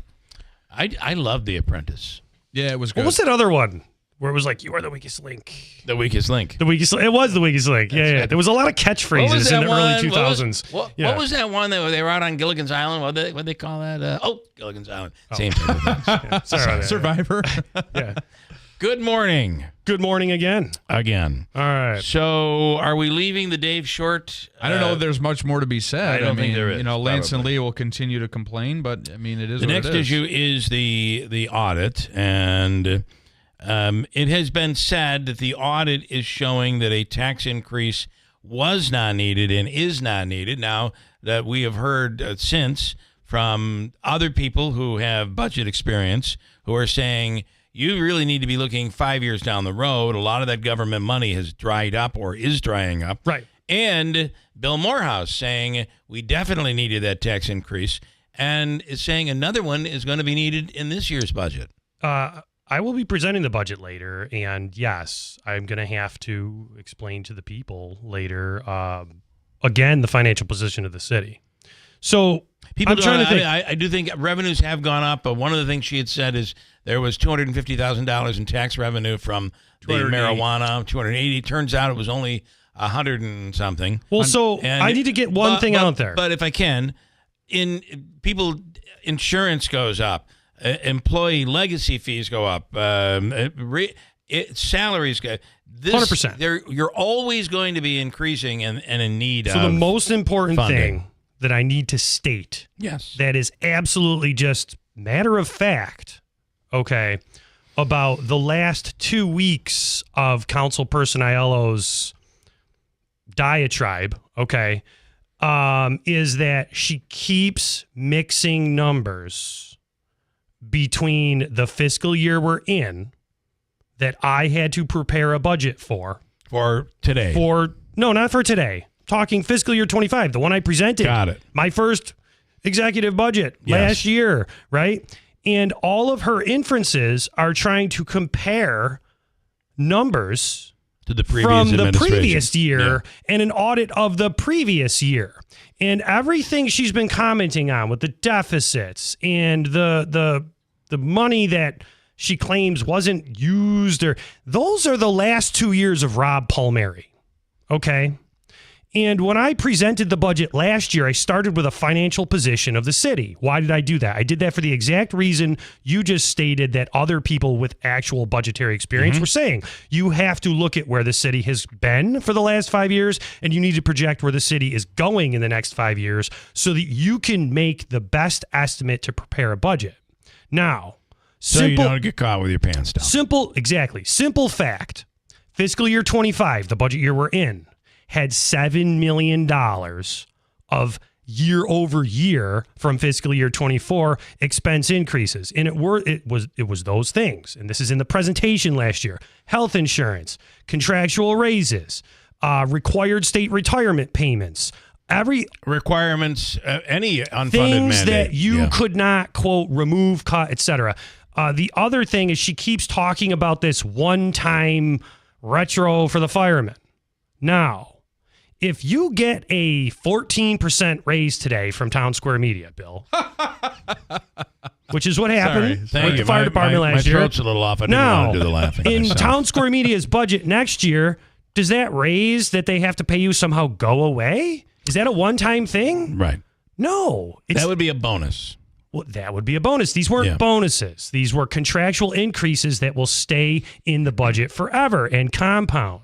And even something as simple as, let's keep in mind, the minimum wage in the last 5 years has gone up in New York State. So anyone who's in the city who's working and making minimum wage, there are increases there. I'm just saying. So let's just be clear about the fact That's that Councilperson Aiello is literally taking random numbers from fiscal years that don't align and just doing plus minus math on them and making things up. Okay? To make matters worse, she's talking about Rob Palmieri's last 2 budget years, not the one I had to plan, not the one with the $7 million of literal increases. Okay? Last year's budget, no one has asked Councilperson Aiello, explain what you're accusing this administration of using the numbers of the budget they prepared. Well, we don't ask that question because we know we would. That would be a very difficult answer. Well, to get. so for me, it's simple to answer. There was $7 million. Which is why we're here so you ready now. for this? All right. So in fiscal year 25, there was $7 million more expenses. Now let's make believe you could take accounting and say, oh, this year there's a deficit of $1 million. So next year we just need to, quote, raise taxes by $1 million and we're good. Okay. But that doesn't account for anything, any increases, nothing. Right. So let's give which you know are coming. Let's give Councilperson Aiello the complete benefit of the doubt. Okay. What's 7 minus 1.2? That would be 5.8. 5.8. Yeah. I really want to make sure I didn't sound dumb. Yeah, there. Right. No, but $5.8 million. I was waiting for Siri. So $5.8 million. All right. Even if I wanted to use her crazy pinup math with the yarn on the wall. Okay. All right. No, seriously. $5.8 million. Where are we going to get $5.8 million when I'm preparing the budget last year? Making believe that her accounting even makes sense, which it does not. Right. Okay. Right. So it's just nonsense. It's hard to even argue with because you're playing poker with idiots, right? Okay. That's the reality of it. So, well, you're really out there today. Yeah, this is ridiculous. Yes. I literally walked out of the Martin Luther King luncheon, not able to stand up. I ended up in my basement for 6 days. Did you have COVID or? I had the flu. Then I ended up like an MRI. I've got a procedure now next week. I get blood work. I'm low. And then I catch up on all these interviews and I'm like, what is going on here? Yeah. So let's address the next point. The fact that she keeps saying I was wrong about the projection of a $1.8 million deficit. Now, we had an election last year. One of the things I ran on was the fact that I was going to be continually assessing the financial position of the city. Which you should be. Which I should be. Yeah. When I came into office last January, when we had no budget director, by the way, something that Robert Palmieri refused to fill, and the city ended up getting cited by the auditors as a deficiency because we were operating with no budget director, which is why spending was out of control, which is why there was unfettered and uncontrolled projects being spun up. Total chaos. Okay. I come in, I sit down with Bill Morehouse and Diana Corey, the controller's office. I say, the last quarter just ended, December. That was Q3. I said, we got 3 more months. I need a projection right now of where we stand. Where are we pointed? What is the current projected deficit as we stand? Because I've got 3 months left. So forget about the budget presentation, forget about everything else. Sure. I want to make sure the city is in the best fiscal health. That was the deficit projection at the end of Q3 of fiscal year 24 when Robert Palmieri left office. It was. That's why it said estimated projection in the budget proposal of the financial analysis of the city. Now, at the close of the budget year, after I hired a budget director to help the controller's office sort all this out, and after we went through and cut spending, I changed all the policies on contracts and supplies so we weren't just, passing change orders and paying contractors money because they were saying we had to pay them more money without even looking into it. Okay, we started to control spending immediately. That's a big part of the reason why that projection changed. Because if you want financial accountability, you are consistently looking at the cash reports every 2 weeks, every month. Yeah. You're consistently looking at, where are we? Are we doing good if we're shooting for a surplus? Are we on target or not on target? Okay. Well, that's what that projection came from. So again, that's nonsense. How much of a tax increase are you proposing? It's going to be single digits. Okay. But the reality is, this is again to the city rate, the city tax rate. You'll be increasing the dollar per thousand. Now, last year we had high single digits. Yes, it will be. I'm just going to be honest with you. Yeah. So, but here's the thing. Last year we had a very large proposed increase, 16.5%. The council whittled it down to 13.9. Yeah. But what people keep forgetting is we're burning cash. That's important.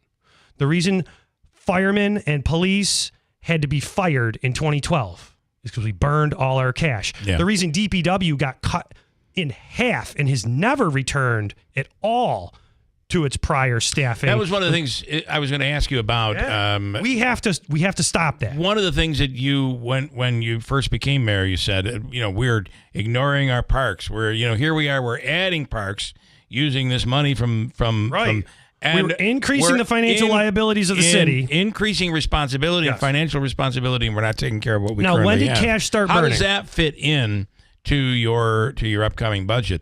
Well, do some of those problems get corrected? Yeah, because of my organizational changes we were talking about prior. Yeah. Because we have a more motivated workforce and people who know how to manage their people.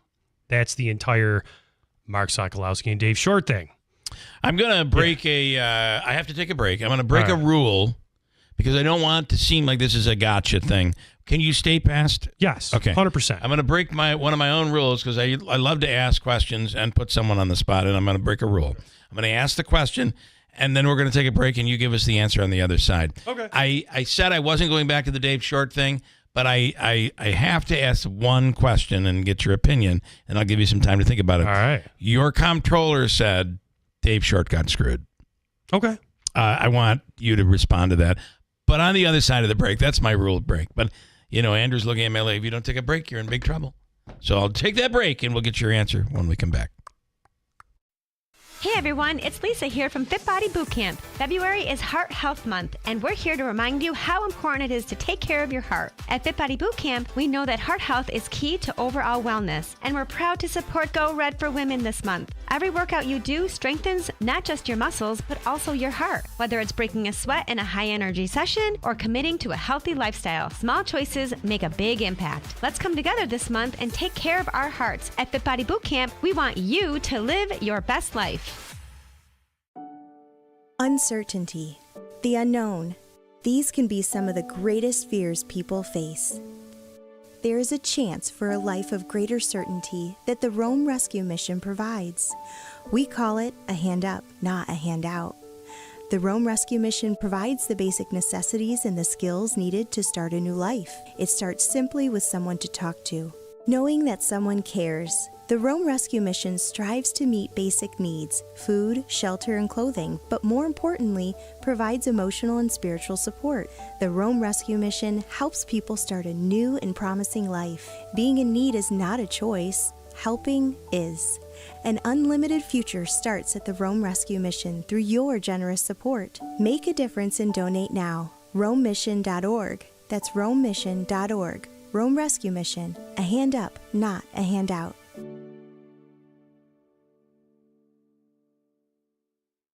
Are you a CDPAP home care user or caregiver?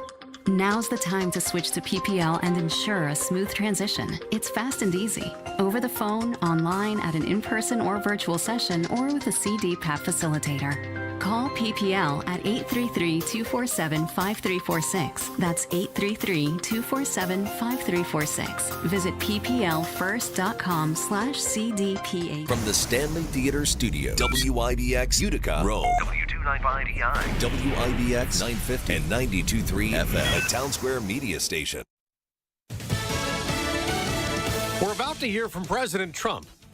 I'm Dave Anthony, Fox News. He'll soon speak at the National Prayer Breakfast. And at the same time, progressives will be holding a news conference that is likely to echo a lot of what we heard at the nobody elected Elon rally. As had the Treasury Department, you had Democrats casting Musk's role at Doge as illegal. Fox's Jackie Heinrich at the White House. Democrats have been pressuring their lawmakers to do more to stop Trump's agenda, like protest Senate votes and throw up roadblocks, calling Elon Musk an unelected bureaucrat who's amassed unchecked power. Though after a lawsuit, the Justice Department has put a limit on Musk's Department of Government Efficiency access to sensitive Treasury Department financial information. And as Musk aims to trim federal spending, today is the deadline day for federal workers to accept President Trump's buyout offer. And about 40,000 of them have agreed to resign and get pay and benefits through September. The president has a new transgender executive order. With this executive order, the war on women's sports is over. He threatens to cut federal funding to any schools that allow athletes born male from playing in women's and girls' sports. President Trump posted on Truth Social this morning that Israel will give the U.S. control of Gaza to rebuild it after the fighting ends, as the ceasefire with Hamas remains in place. As for Palestinians living there, the Israeli Defense Minister Israel Katz says any departures from Gaza would be voluntary. He's ordered his military to start making plans, accusing Hamas of using Gazans as human shields. Palestinians across the region fear the Israeli plan is an effort to erase them completely from their homeland. Fox's Jonathan Savage. A controversial Trump nominee gets a vote today in the Senate Judiciary Committee whether to advance Kash Patel, who's in line to be FBI director, to the full Senate for confirmation the day after Pam Bondi was sworn in as Attorney General. I will restore integrity to the Justice Department. Bondi issued a memo to pause federal funding to sanctuary cities resisting federal immigration raids. America's listening to Fox News. Are you having trouble hearing? Hearing loss can devastate the quality of your life. Now, there's an affordable fix for you or your loved one. Rated in the best hearing aids of 2024 by USA Today, Audion Hearing has the highest quality hearing aids at the lowest prices, just $189. I actually like them better than my old $5,000 hearing aids. I could not believe how my hearing and life changed. Join over 500,000 happy customers by going to audionhearing.com. That's AUDIEN hearing.com. Police Sergeant Christopher David Fitzgerald of the Temple University Police Department sustained fatal gunshot wounds while attempting to arrest a robbery suspect. The Tunnel to Towers Foundation provided a mortgage-free home to his wife and their 5 children in honor of their forever hero. Christopher was a great father, husband, brother, and son who is so very missed. Heroes like Christopher protect and serve our communities and our nation. Show your support. Donate $11 a month to Tunnel to Towers at T2T.org. That's T2T.org. President Trump has sparred with California's Democratic governor, blaming his water management policies for making the deadly Los Angeles wildfire disaster worse. But Gavin Newsom went to the White House yesterday and then posted on X. Just finished a meeting with President Trump, had a very successful day up on Capitol Hill as well, meeting in a bipartisan manner with Republican Democratic leaders about disaster aid and disaster recovery for people impacted by the fires in Southern California. Now, the president also met with Greg Abbott, the Republican governor of Texas. Governor Abbott wants Texas' role in border security to continue. He offered use of facilities in Eagle Pass or Del Rio for the U.S. to use. It could be military, it could be for Border Patrol, it could be for ICE agents, whatever the case may be. Beyond that, Governor Abbott made another offer, and it concerned migrant detention. 4,000 prison cells at no cost to the United States that they will be able to use for at least the next 4 years or longer than that. The Texas offer would add to tens of thousands of beds said to be at Guantanamo Bay, Cuba. Abbott said the president would talk to his advisors and Congress about the offer. Gernal Scott, Fox News. Another country is going to accept illegal immigrants being deported by the U.S., Guatemala. And like El Salvador, it'll accept migrants from any country. Now back to Texas. There's an empty cell on death row this morning. 37-year-old Stephen LeWayne Nelson received a lethal injection Wednesday, making it the second execution in the U.S. this year and the first of 4 scheduled in Texas over the next 3 months. While awaiting trial in 2011, Nelson was indicted in the killing of another jail inmate. Nelson was never tried on that charge after his guilty verdict and death sentence. His appeals have been denied by state and federal courts. Nelson claimed he'd only been a lookout for the robbery and blamed 2 other men for the murder. Tom Rigotti, Fox News. On Wall Street, stock futures mixed, up for the Dow, down for the NASDAQ before today's trading. I'm Dave Anthony. This is Fox News.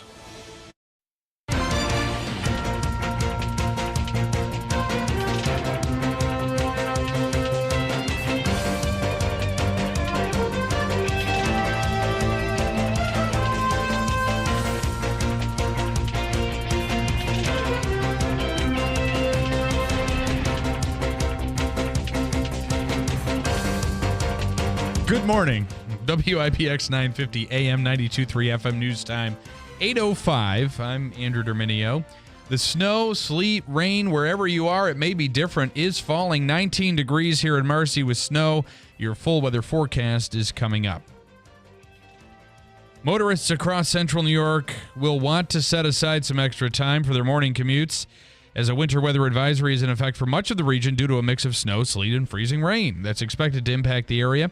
Precipitation could make travel difficult, if not impossible at times, and drivers should stay off the roads if they can. The latest forecast and alerts can be found at WIBX950.com.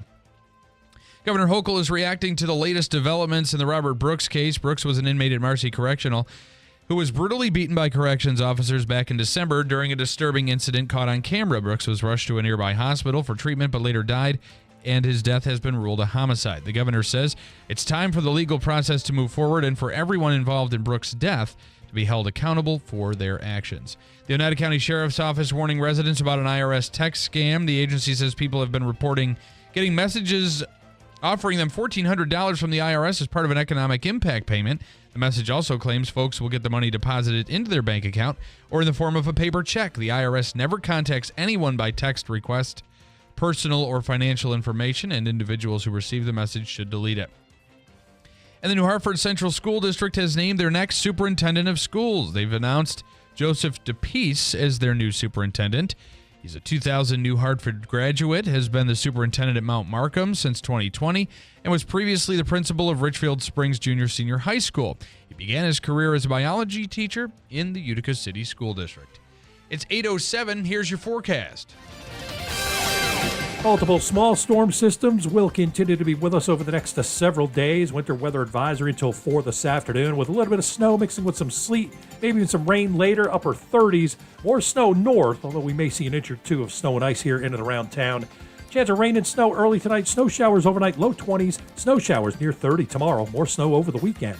From the Weather Channel, I'm meteorologist Ray Stidgick, WIBX, 950 AM and 92.3 FM. Right now, it's 19 degrees and snowing in Marcy. It's 8:08. Can I just say Richard is in with his forecast? Do you want to hear what he says? Oh, sure. Let's hear it. Friday, 5 to 8 inches. Saturday could be another 5 to 8 inches. We could be getting some accumulation over the course of the next couple of days. And it seems like, as Ray Stadzik says, we're getting hit with storm after storm. Smaller storms, but we're getting hit with those. So could be a bit of a tricky weekend as we head into more snow in February. Andrew with sports right now. In sports, we'll keep it short. The NFL Players Association does not want a 18-game season. Miles Garrett, especially think about it if you're making it into the playoffs deep for those teams that are dealing already with so many injuries, they just don't to be able to make it worse to get to the playoffs. Now you're adding this, and the other part of this that really is tricky when you think about it is you're playing a game on Monday night, you got to play the next Sunday. You're playing a game on Thursday, short rest again.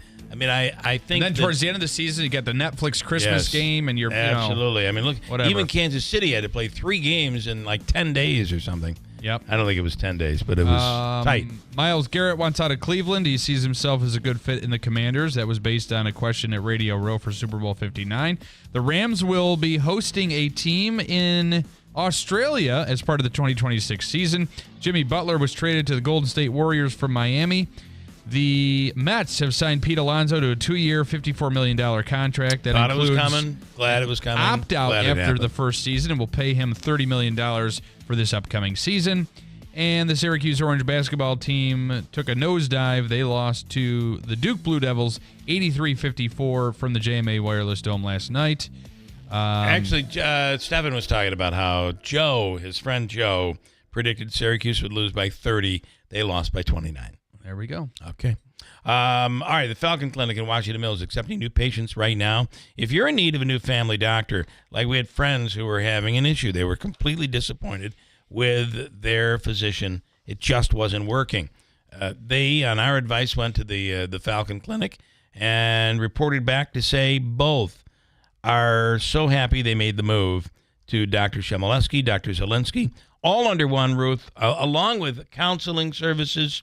You have acupuncture, physicians, all under one roof at the Falcon Clinic in Washington Mills. Call them today. Schedule an appointment. They're accepting new patients. 315-507-4751. And the official coffee of the Keeler in the Morning radio program is Daylight Donuts in New Hartford. They serve Seattle's best. It is an amazing coffee. But then again, there's so much that's amazing there. That drive-through, in and out, and you're on your way to wherever you have to go in the morning. And, of course, the bagels and the donuts and all of that made fresh right there at Daylight Donuts in New Hartford every morning. Daylight Donuts, if you're looking for a new job, they're hiring. 315, great place to work. 315-724-7103, or visit them in New Hartford. We have the mayor in, Mayor Galimi. We have asked the question, how do you respond to your comptroller saying, I think the quote was, Shorty got screwed. Well, then talking about Dave Short. We'll get to that right after this quick break and give the mayor a chance to respond. We're teasing. Sorry. We'll do that next year on WIBX. 28 years ago, Lori Potasowicz had a dream. With a natural love for pets, she wanted to become an expert groomer. So she set out to become the area's only nationally certified master groomer and launched her business, one paw at a time. With grooming expertise and a lot of loving care, Lori and her talented team began caring for pets one paw at a time. Cuts, shampoos, and styling, one paw at a time. Teeth and nails with no detail overlooked from head to toe, one paw at a time. Getting to know each and every dog and cat by name, the one paw at a time family grew, and Lori had a decision to make. Keep expanding? She followed her heart and decided to keep the one paw family atmosphere just the way it is, so she can keep taking care of the pets she knows and loves, one paw at a time. Lori and her team want to thank the families they serve for putting their trust in them to care for their four-legged family members, one paw at a time. 320 Oriskany Boulevard in Whitesboro near Woods Road. One Paw appreciates your understanding for their current waiting list for new customers. Every once in a while, something that sounds too good to be true is actually, in fact, true. How would you like up to $4,000 of free windows? And when I say $4,000 of free windows, I mean $4,000 of free windows. No gimmicks or games. You don't have to buy $4,000 to get $4,000 free. You just get up to $4,000 of free windows through Patriot Home Solutions and NYSERDA. Of course, some restrictions apply, but none of these restrictions are income-based, and you don't have to sit through a long, drawn-out sales presentation. Give Patriot a call at 315-401-0440, and they can quickly tell you over the phone if you qualify or how you can get qualified. That's 315-401-0440. These aren't any windows. They're high-quality, custom-fitted windows designed to save energy and keep the cold air out all winter. Your window solution is Patriot Home Solutions. Online at patriothomesolutions.com. Hey, Central New York, this is Will Kane of The Will Kane Show, and you can now hear my show every weekday at WIBX. I do things a little differently when I'm behind the microphone because I turn it over to the listeners to learn and really dig into the issues that impact everyday Americans. The Will Kane Show lets you keep ahead of the headlines and understand what's really going on in the world with in-depth discussions from leading experts and the brightest minds. From politics to sports, nothing is off topic. Listen to The Will Kane Show weekdays at 6, only on WIBX 950 AM and 92.3 FM. WIBX. This is Keeler. WIBX 950 and 92.3 FM. Now back to the Keeler Show. I got to tell you something. I don't know anybody that can fill one of those bins like I can. I'm going to tell you something. I'm going to Do tell the you. listeners know what we were talking about We're prior? talking You about- just we're said talking that. about garbage bins. Out loud. Okay, yeah. Garbage Right. bins. Yeah. And it gets to the point where when, maybe you had a party or something and you got a lot of garbage to go in and it's mounding way up over. I use a little step ladder, climb right up. I get on top. I'm jumping. Here I am jumping. I just look like an idiot in my neighborhood. But you The do what human you gotta trash do. compactor. All right. I had asked before the break in regards to Dave Short. For those, Dave Short was the DPW commissioner. He is now the Commissioner of Parks and Recreation. There was a $7,000 annual pay decrease that went along with that. When this was brought up by Katie Aiello, I do say that I felt like there was tension when you were in that situation. We talked about it where we had. You know what the tension was, though? Okay. It was me and Dave working together the way I wanted to work together. Versus the way it's been. And commenting on how he worked with the prior administration, and he was the common denominator. Right. Right? You see what I'm saying? Yeah. So that was part of it. So we were trying to dance around that too anyway. together. Yeah.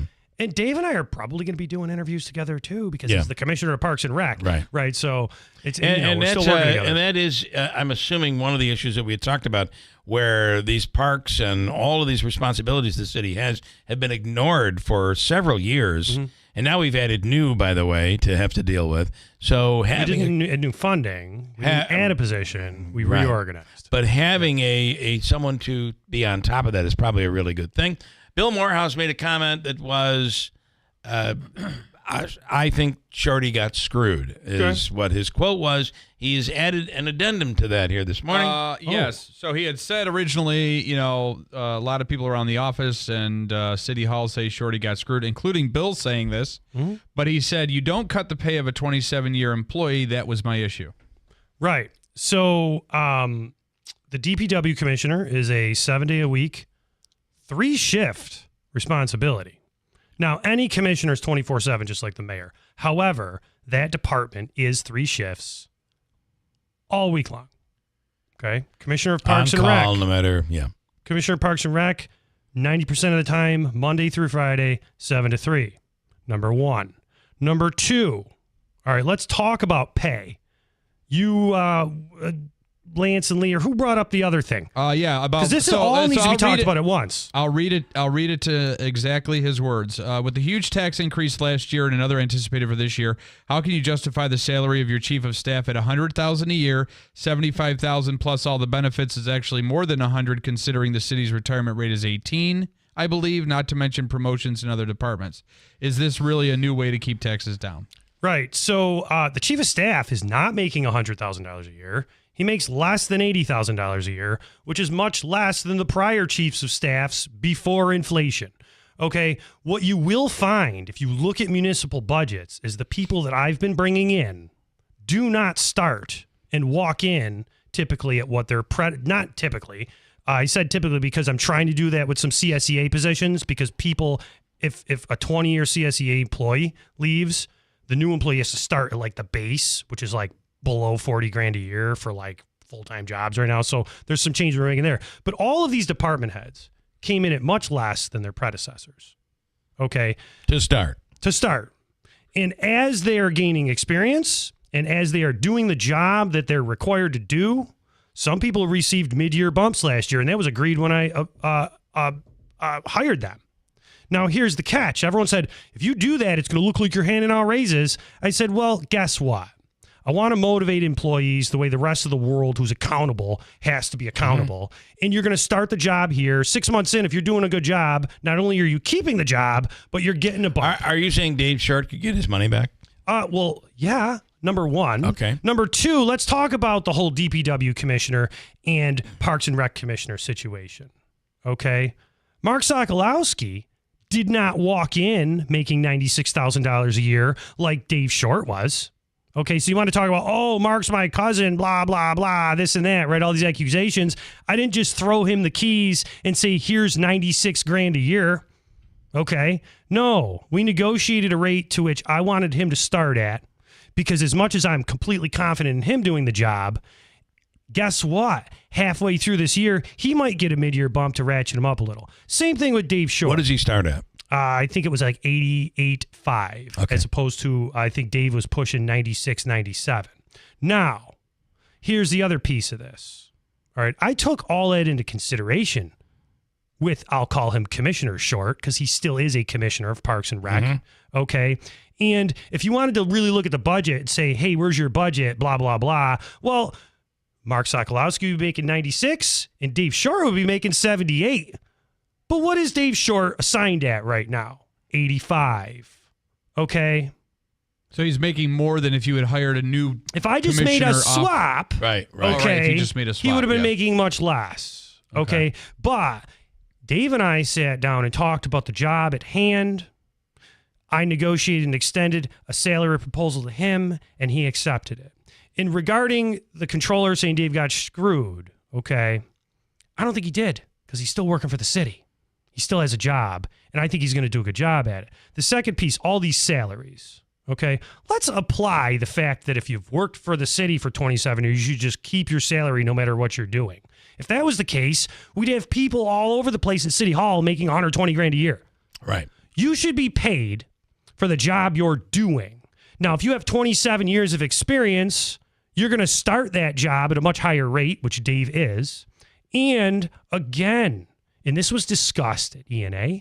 This was discussed between me and my employees. And Councilperson Aiello was also part of this discussion at ENA, that as time goes on, how he does the job, how anyone does the job is going to equate to if they start approaching the salary that the job had prior. So one of the things that that Councilperson Aiello had said is, we're talking about $7,000 in a rather large budget. He might get there 6 months in. He may get back to there. Why not? You know, it is difficult when someone is making a certain amount and then next month they're making less. Why? Her comment is, why not just pay him the same that he was making? And if it doesn't work out, you need a reason to fire somebody in an appointed position. You can get rid of him at will. So why not continue So I'm going to do a little counterpoint on that. Okay. Which is why I asked you. People should look up Councilperson Aiello's vote record on ENA. She's been voting against very minor raises for people who have been very deserving of them all year long. And when she does that, she's like, oh, I'm saving the budget money. I'm making sure that I'm being responsible fiscally. I'm making sure people are paid for what they're doing. But all of a sudden, when it suits her needs, nothing matters because she's a chameleon. Remember I said that the other day? You did. A chameleon. Yeah. Yeah. So here's the thing. All right. You want to question how I'm paying the employees that I hire? You can. All right. It's politics. Right. But let's go back to the ENA meeting where she says I was demoralizing him and putting him on the spot, and then said that I was controlling the board. When that piece of legislation came up, she did try to make an amendment to change the salary. And an amendment gets a debate. Okay. And before there was a second on that amendment, and before it was voted on, I stated to the board very clearly that if this salary changes, Dave Short will not be appointed Parks and Rec Commissioner.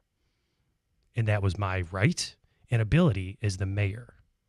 So that was not going to be increased. No, it was You're not. You're standing firm. If they wanted to, they could have, but then Dave would not have signed the book after that meeting. Right. And that was up to them. All right.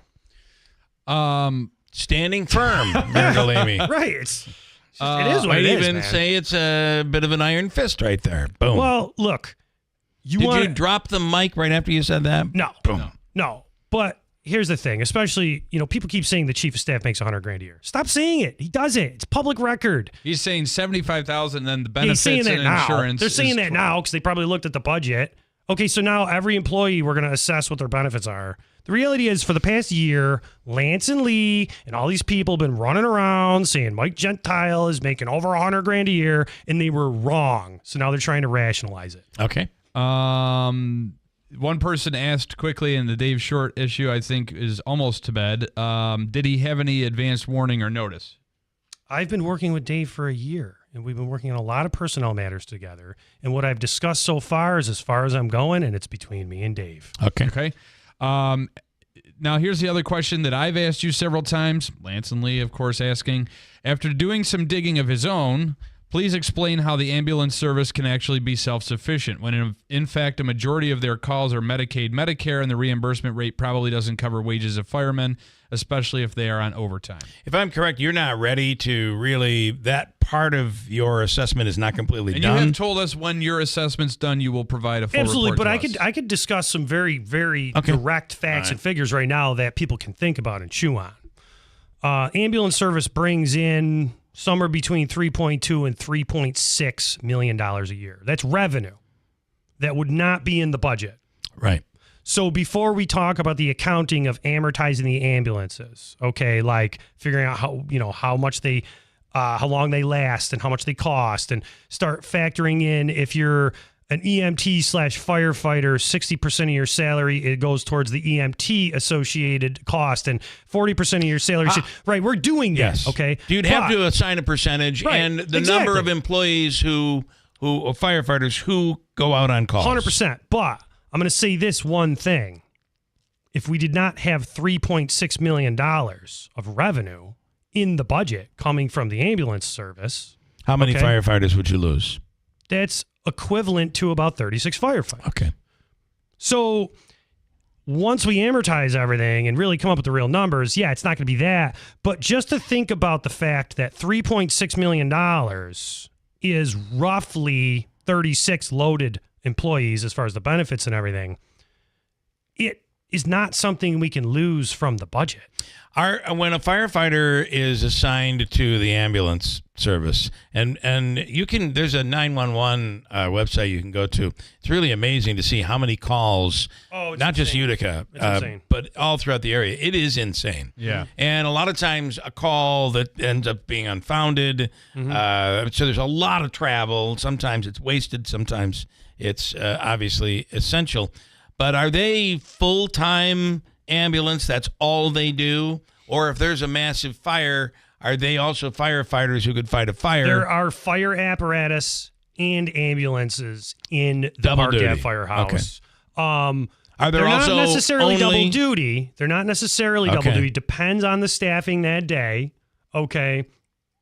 Could you be assigned 1 month to the ambulance and the next month to the fire department? That would depend on vacancies open. It's very complicated how the staffing works. But when you're working the EMT shift, you're an EMT. Okay. Okay. But if a fire comes in, I must say that I will say this with the staffing, depending on what you're assigned to does change your pay. So it does matter if you're, quote, assigned to the fire apparatus that day or the ambulance that day. Okay. So and then I would say that it's a joint work. Firefighters are not police officers. However, you saw what happened. What happened the other day was pretty darn impressive. Yeah. Can you talk about that for those who didn't see it? Essentially, firemen had to a domestic, and they had to act and react as public safety officials, if you will, while police were en route. Now they could have just stood by and let it go, and they didn't. They stepped in, and they made the right decision. Yeah, they made the right decision stepping in.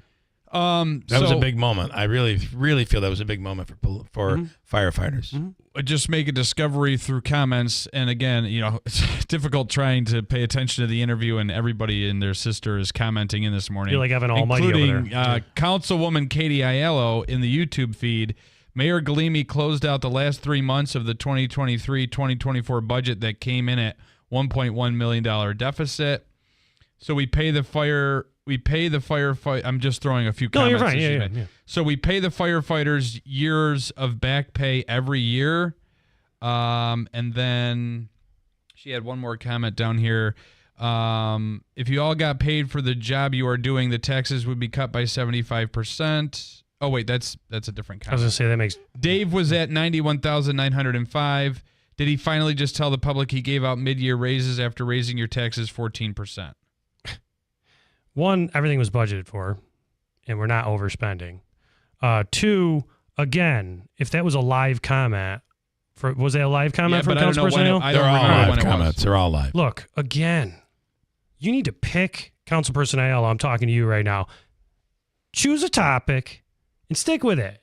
And you have to use the numbers that go with that topic. Retro pay was a one-time thing.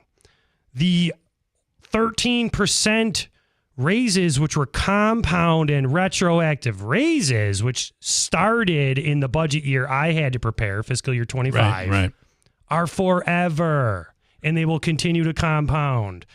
I personally think that Councilperson Aiello is just fishing for numbers. It's all over the place. It took me literally hours to figure out what she was even trying to get at, because again, now I closed out a budget year. She brings that up again. The 1 point, it was projected at 1.8, and it ended up closing at 1.1. So again, that's the close of Rob Palmieri's final year. All right. Okay, so I went out of my way to somehow hide money and do all kinds of weird, corrupt things and create a conspiracy to make Rob Palmieri look better. Okay, is that what I did, Katie? Is that what I did out there? And the other piece of it, I still took ownership of that budget year, even though it was literally hell in a handbasket handed to me, and did the best I could to cut costs, rein in spending, and make sure that budget year, because I was the mayor for the last 3 months of that budget year, closed in the best fiscal condition that it could close in. All right. And I did. I appreciate you spending the extra time. Yes, thank you. I know you had a lot to cover. And I will only say this about Ms. Aiello and anybody else that criticizes. It is the way our government works. You have one side that may be... that will never like the mayor. My point is... or support anything he does. You wouldn't be here talking about all these things and clearing the air if somebody didn't complain. I appreciate that myself. I know I'm willing you to bet I probably would have don't, been after this budget proposal today. You're But what? I would have been after this budget proposal, which is, by the way, we probably wouldn't have gotten to all of these I'm going to call things. a spade a spade. Okay, fair enough. Okay. I have to present the budget. Why is Councilperson Aiello out there for 2.5 weeks before the budget gets presented making believe, and I'm saying make believe because she literally lives in a land of make believe. Okay. Doesn't even know where she lives. Okay. All right. So why would she spend the last 3 weeks doing all this and confusing everyone? Yes. Okay. Right before I have to present another budget. I would also say this. I used to be somewhat, even when you were on the council, I was critical of you. And I apologize. But I was critical saying, get to it, Mike, if you would just say what you want to say. I feel like you use 1,000 words for something that could have been said in 10 words.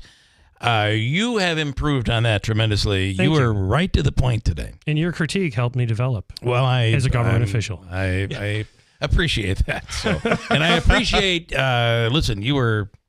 Listen, you these are hard. Anything back these today. are hard times. I was at New York. Do we have like 30 seconds? Yes. Because here's the thing. I was at Leadership Mohawk Valley, and I was asked a question. What do we need to change in this area? And I said, we need to change the fact that we fight amongst ourselves over things that we cannot change by fighting amongst ourselves. Right. I was at the New York Conference of Mayors this weekend and Monday and Tuesday morning. As you saw, we did the press release. The council supported the resolution I wrote on AIM funding, the push to increase AIM funding. I've taken a lead on that statewide for all of the cities across the state, to the point where at NICOM, I was put on camera to advocate to the legislature, to the lieutenant governor, to the governor on why cities across the state need this adjustment so badly, because we can't keep up with our expenses and it's a distribution of funding. I'm actually out there doing that work statewide, putting Utica at the state level and leading, okay, on something we drastically need to change, okay? Councilperson Aiello is sitting here saying, oh no, everything's perfect. There was a report in 2022 that said we're in perfect fiscal health. Get with the program. Look at the budget you're talking about. If you're talking about an audit, why don't you say which mayor prepared the budget for that audit? Like, actually deal with the fact that we're trying to work together to better the city. And this is all absolute nonsense.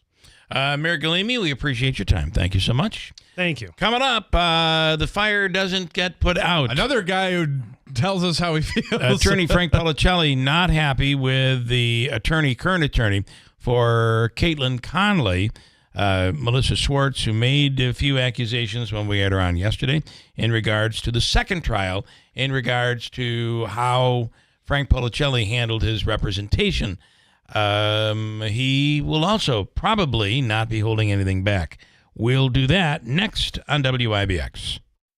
It's time to stop letting road conditions dictate your journey. Nokian Tires all-weather tires are versatile enough for summer heat, spring rain, and winter snow, allowing you to forget the forecast so you can focus on the road ahead, not the road below. Forget the forecast with a year-round tire approved for winter use. Find Nokian Tires all-weather tires at Tallman's Tire and Auto Repair, with locations in Utica, Yorkville, Rome, and Herkimer. Learn more at tallmanstire.com.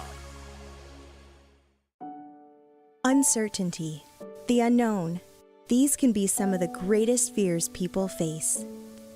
There is a chance for a life of greater certainty that the Rome Rescue Mission provides. We call it a hand up, not a handout.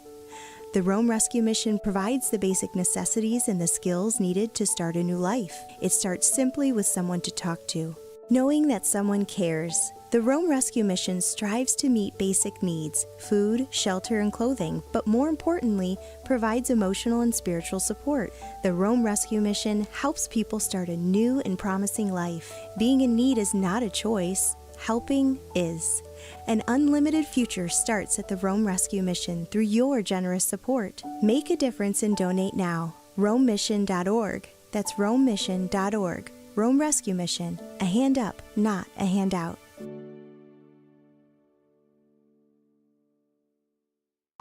Are you a CDPAP home care user or caregiver? Now's the time to switch to PPL and ensure a smooth transition. It's fast and easy. Over the phone, online, at an in-person or virtual session, or with a CDPAP facilitator. Call PPL at 833-247-5346. That's 833-247-5346. Visit pplfirst.com/CDPAP. Register today. A message from the New York State Health Department. Hey everyone, it's Lisa here from Fit Body Bootcamp. February is Heart Health Month, and we're here to remind you how important it is to take care of your heart. At Fit Body Bootcamp, we know that heart health is key to overall wellness, and we're proud to support Go Red for Women this month. Every workout you do strengthens not just your muscles, but also your heart. Whether it's breaking a sweat in a high-energy session or committing to a healthy lifestyle, small choices make a big impact. Let's come together this month and take care of our hearts. At Fit Body Bootcamp, we want you to live your best life. Taxes was not knowing your full financial picture. Now Taxes is getting and maximizing your refund all in one place. Credit Karma, where a TurboTax expert can do your taxes for you. They'll get you the most money back, guaranteed. Then you can do more with all that money, all in Credit Karma. Now this is Taxes. Intuit Credit Karma with TurboTax. Get started today. See guarantee details at turbotax.com/guarantees. Experts only available with TurboTax Live. This Valentine's Day season, the team at Preborn invites you to become a heartbeat hero and share a love that saves lives. Every day, thousands of women are told the lie that abortion is their only option, that they can't do it. They can't bring their unborn child into this world. There's no hope. But when a pregnant mother sees her baby on an ultrasound at a Preborn Network clinic, it doubles her chance of choosing life. A mother hearing her baby's heartbeat, maybe for the first time, and realizing the precious gift growing inside of her is impactful beyond words. One Preborn supporter said, "Knowing my gift could save a life was the most meaningful act of love I could give." For $28, you can provide an ultrasound. $140 provides 5 ultrasounds. This Valentine's season, become a heartbeat hero. Dial pound 250 and say baby. That's pound 250 and say baby, or visit preborn.com/buck. That's preborn.com/BUCK. Sponsored by Preborn. Hers weight loss is not available everywhere. Compounded products are not FDA approved or verified for safety, effectiveness, or quality. Prescription required. Restrictions apply. Wegovy and Ozempic are not compounded. Everyone's talking about the breakthrough of weight loss drugs, but too few can access or afford them. Hers is changing that. At forhers.com/radio, you can access doctor-trusted weight loss treatments tailored to you, like GLP-1 weekly injections with the same active ingredient as Ozempic and Wegovy, or oral medications at a fraction of the price. That's right. You'll save up to 91% per month on compounded semaglutide based on pricing through Hers, the same active ingredient as the name brand drug at 91% less. There's no hidden fees and no membership fees, just one low, transparent price. And the process is 100% online. If prescribed, your personalized plan ships free directly to your door. Get started at forhers.com/radio to access affordable doctor-trusted weight loss plans that put you first. That's forhers.com/radio. FORHERS.com/radio. Hello, everyone in Central New York. This is Dave Letterman, your old TV pal. Remember me? I'm supposed to say something witty and funny here about Bill Keeler, but I've got nothing. Ever see a picture of this guy? That's a joke in itself. Anyhow, here's Keeler on WIBX. Well, I want to tell you this, if I may. It is happening in Herkimer County. So many things to do if you're looking for adventure. This weekend is going to be amazing. Because if you look outside right now, Andrew, it is slick out coming in, yeah. So be aware. Whoa. This is not fun travel. And if you're looking for adventure, there'll be plenty of snow this weekend. Expecting snow on Friday and Saturday. Hit the slopes of Macaulay Mountain. Explore hundreds of miles of scenic, well-groomed snowmobile trails. Or try ice fishing, snowshoeing, cross-country skiing, and more. Herkimer County, where history, commerce, and beauty collide. It is happening in the wintertime in Herkimer County. And in studio right now is attorney Frank Policelli. Good morning. Good morning. Good morning. Good morning, It's been sir. fiery already this morning. I already got an earful from you yesterday. You were not happy. Melissa Schwartz is the attorney representing Caitlin Conley. And I keep making almost that said mistake. it And amazing that she played such a huge role in actually finding the technicality that ultimately has sent her free. That who found the technicality? That Caitlin Conley did. Here's the letter she sent me. Okay. She sends me a letter July 21st. Tight on that microphone, please. I'm sorry. She sends me a letter July 21st, 2021, basically saying, now Katie is very smart. She was running the law library down at Bedford Hills. Yeah. She talks about the motion that should have been made. She says, unfortunately, you were bound by the decision as it became the law of the case. Let me explain to you what the law of the case is. She knew what that was. She knew what it was. Yeah. The Court of Appeals has said that in order following the suppression motion made pursuant to CPL 710 becomes the law of the case.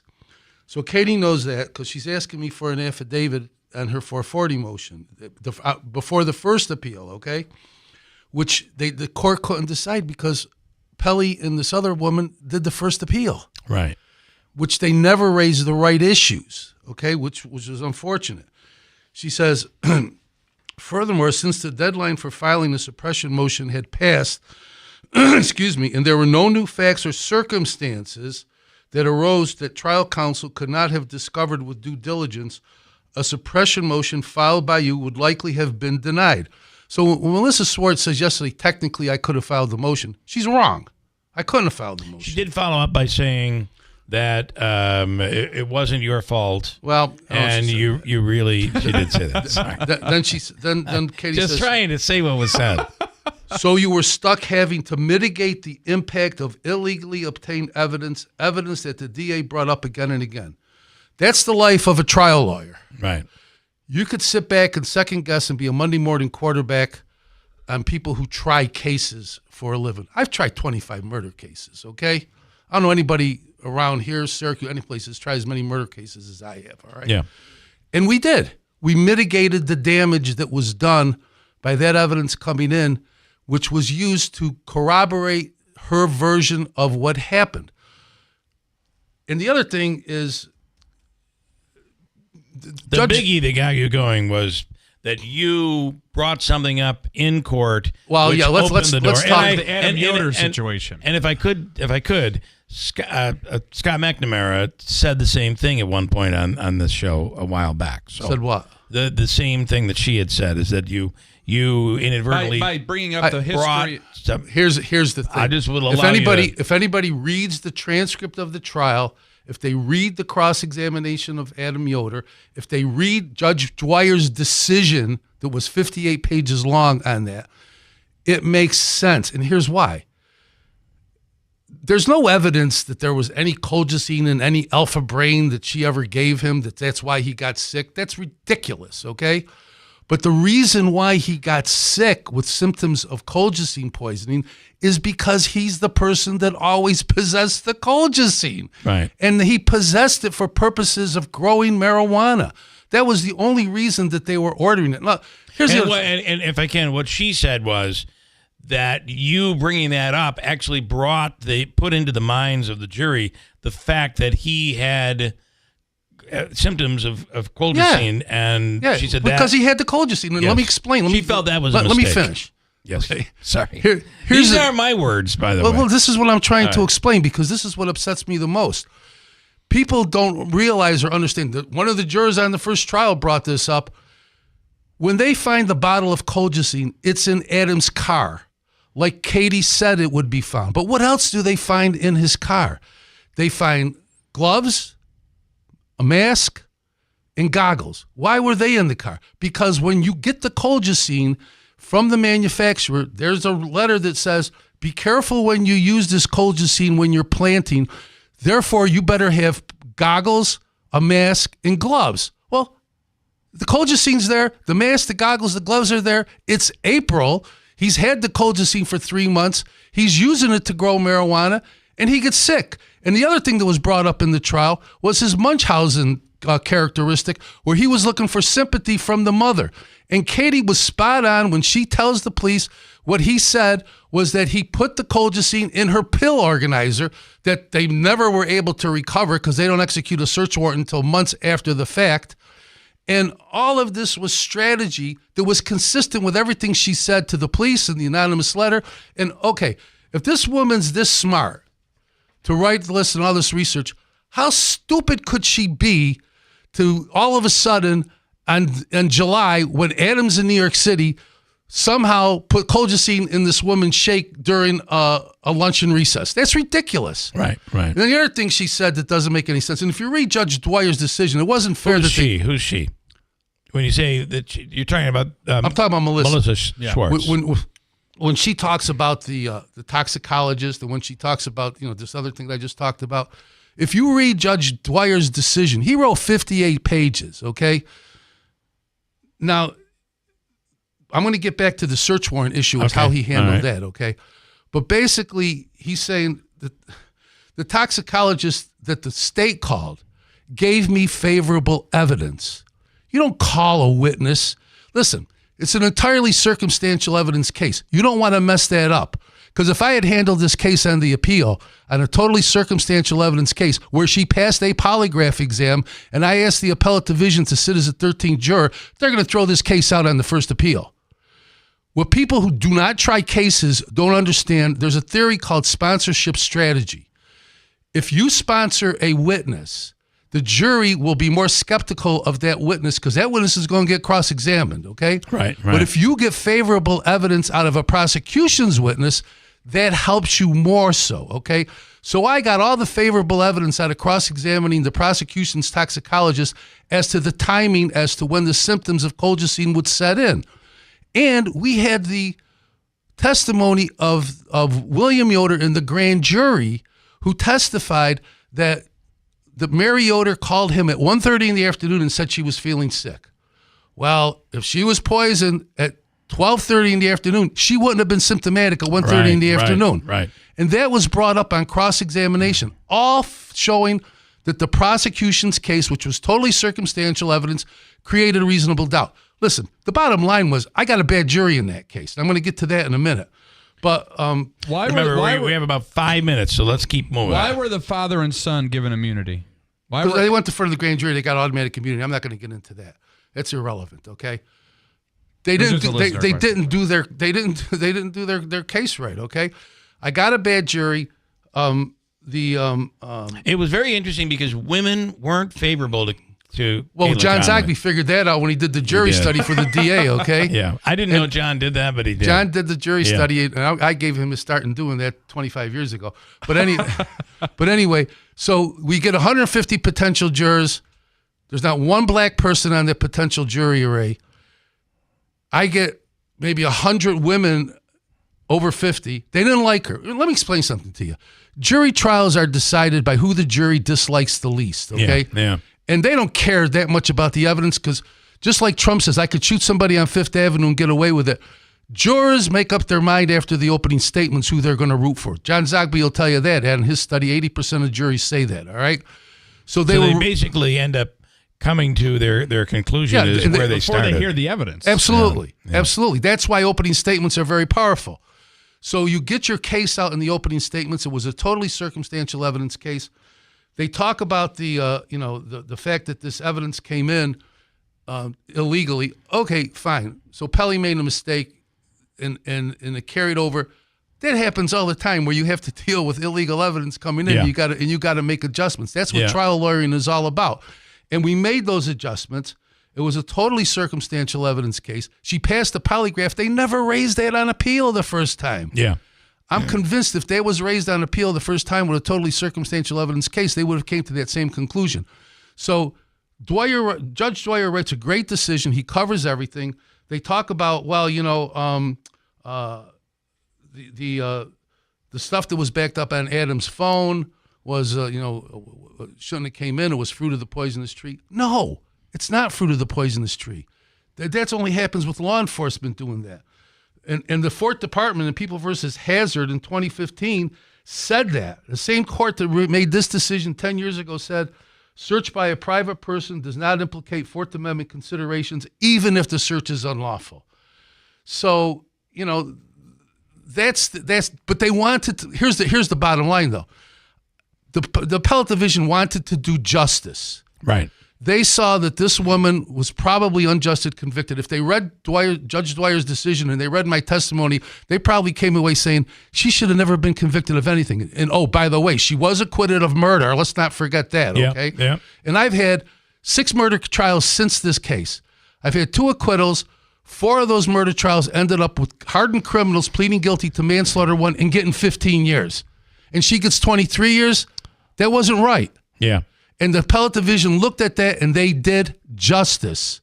And they found some way to get her out of jail. And the best way to do that was to find when Pelley admitted that he made a mistake, that was their out. Right. How does Oneida County, does Todd, the DA, do we retry this? Well, that's up to him. I'm asking you to predict. I can't predict that. Yeah. I don't know what he's liable to do. Because I feel the public is a bit exhausted and feeling like she's done almost 8 years already. Yeah, I agree. I think it's, cut your losses, get rid of it. Yeah. Who's going to be the judge? Because both the county court judges have recused themselves. There's a lot here. The DA's office. Yeah. Who are you going to bring in? Think John Crandall wants to come in from Herkimer County? I don't think so. Would get the guy from Lewis County, King. Are you going to take the case to Syracuse? And who prosecutes? Because you don't have that same team together. No, the DA's and an office. appellate division would once again have a field day with possible jury tainting because this has been played out in documentaries and public and all that. Well, that's the other thing. Are they? They did that documentary, Little Miss Innocent, which was completely unfair because they interviewed me. They made her look really bad. And they interviewed me for 2 hours. And everything that I'm telling you, I told them, and it was all on the floor of the cutting room. You know why? Because like juries, they know where they're going from day one, and they edit it that way. Absolutely. Yeah. They edited me out completely. I don't care. This is the way you want to play. Don't ever talk to me again. Yeah. Unless they're willing to pay. I mean. Well, they pay, yeah. Yeah, that's what I'm saying. I mean, they're willing to pay, Frank. I mean. Well, there's always Don't never say never. That's there's all always I'm a saying. line of morality that you have to enforce. I do agree with that. All right. Anything else you want the audience to know? I know you were livid yesterday, but you I seem just much wanted more to clear calm. the air because I don't think that Judge Dwyer got a fair shake on this. He wrote a great decision on this. He covered everything, okay? And basically he said on the search warrant issue, it was harmless error because everything that was brought out was backed up on Adams' phone, and it was part of the defense. But I can understand the appellate division using their powers in the interest of justice, especially knowing who the justices were on that panel, to say, she got a raw deal. Let's let her out of jail because there was absolutely no evidence that she was guilty. I know this doesn't matter for an attorney, especially a defense attorney. Is Caitlin Conley innocent, in your opinion? In my opinion, I haven't seen any evidence to prove beyond a reasonable doubt that she committed any crimes whatsoever. All right.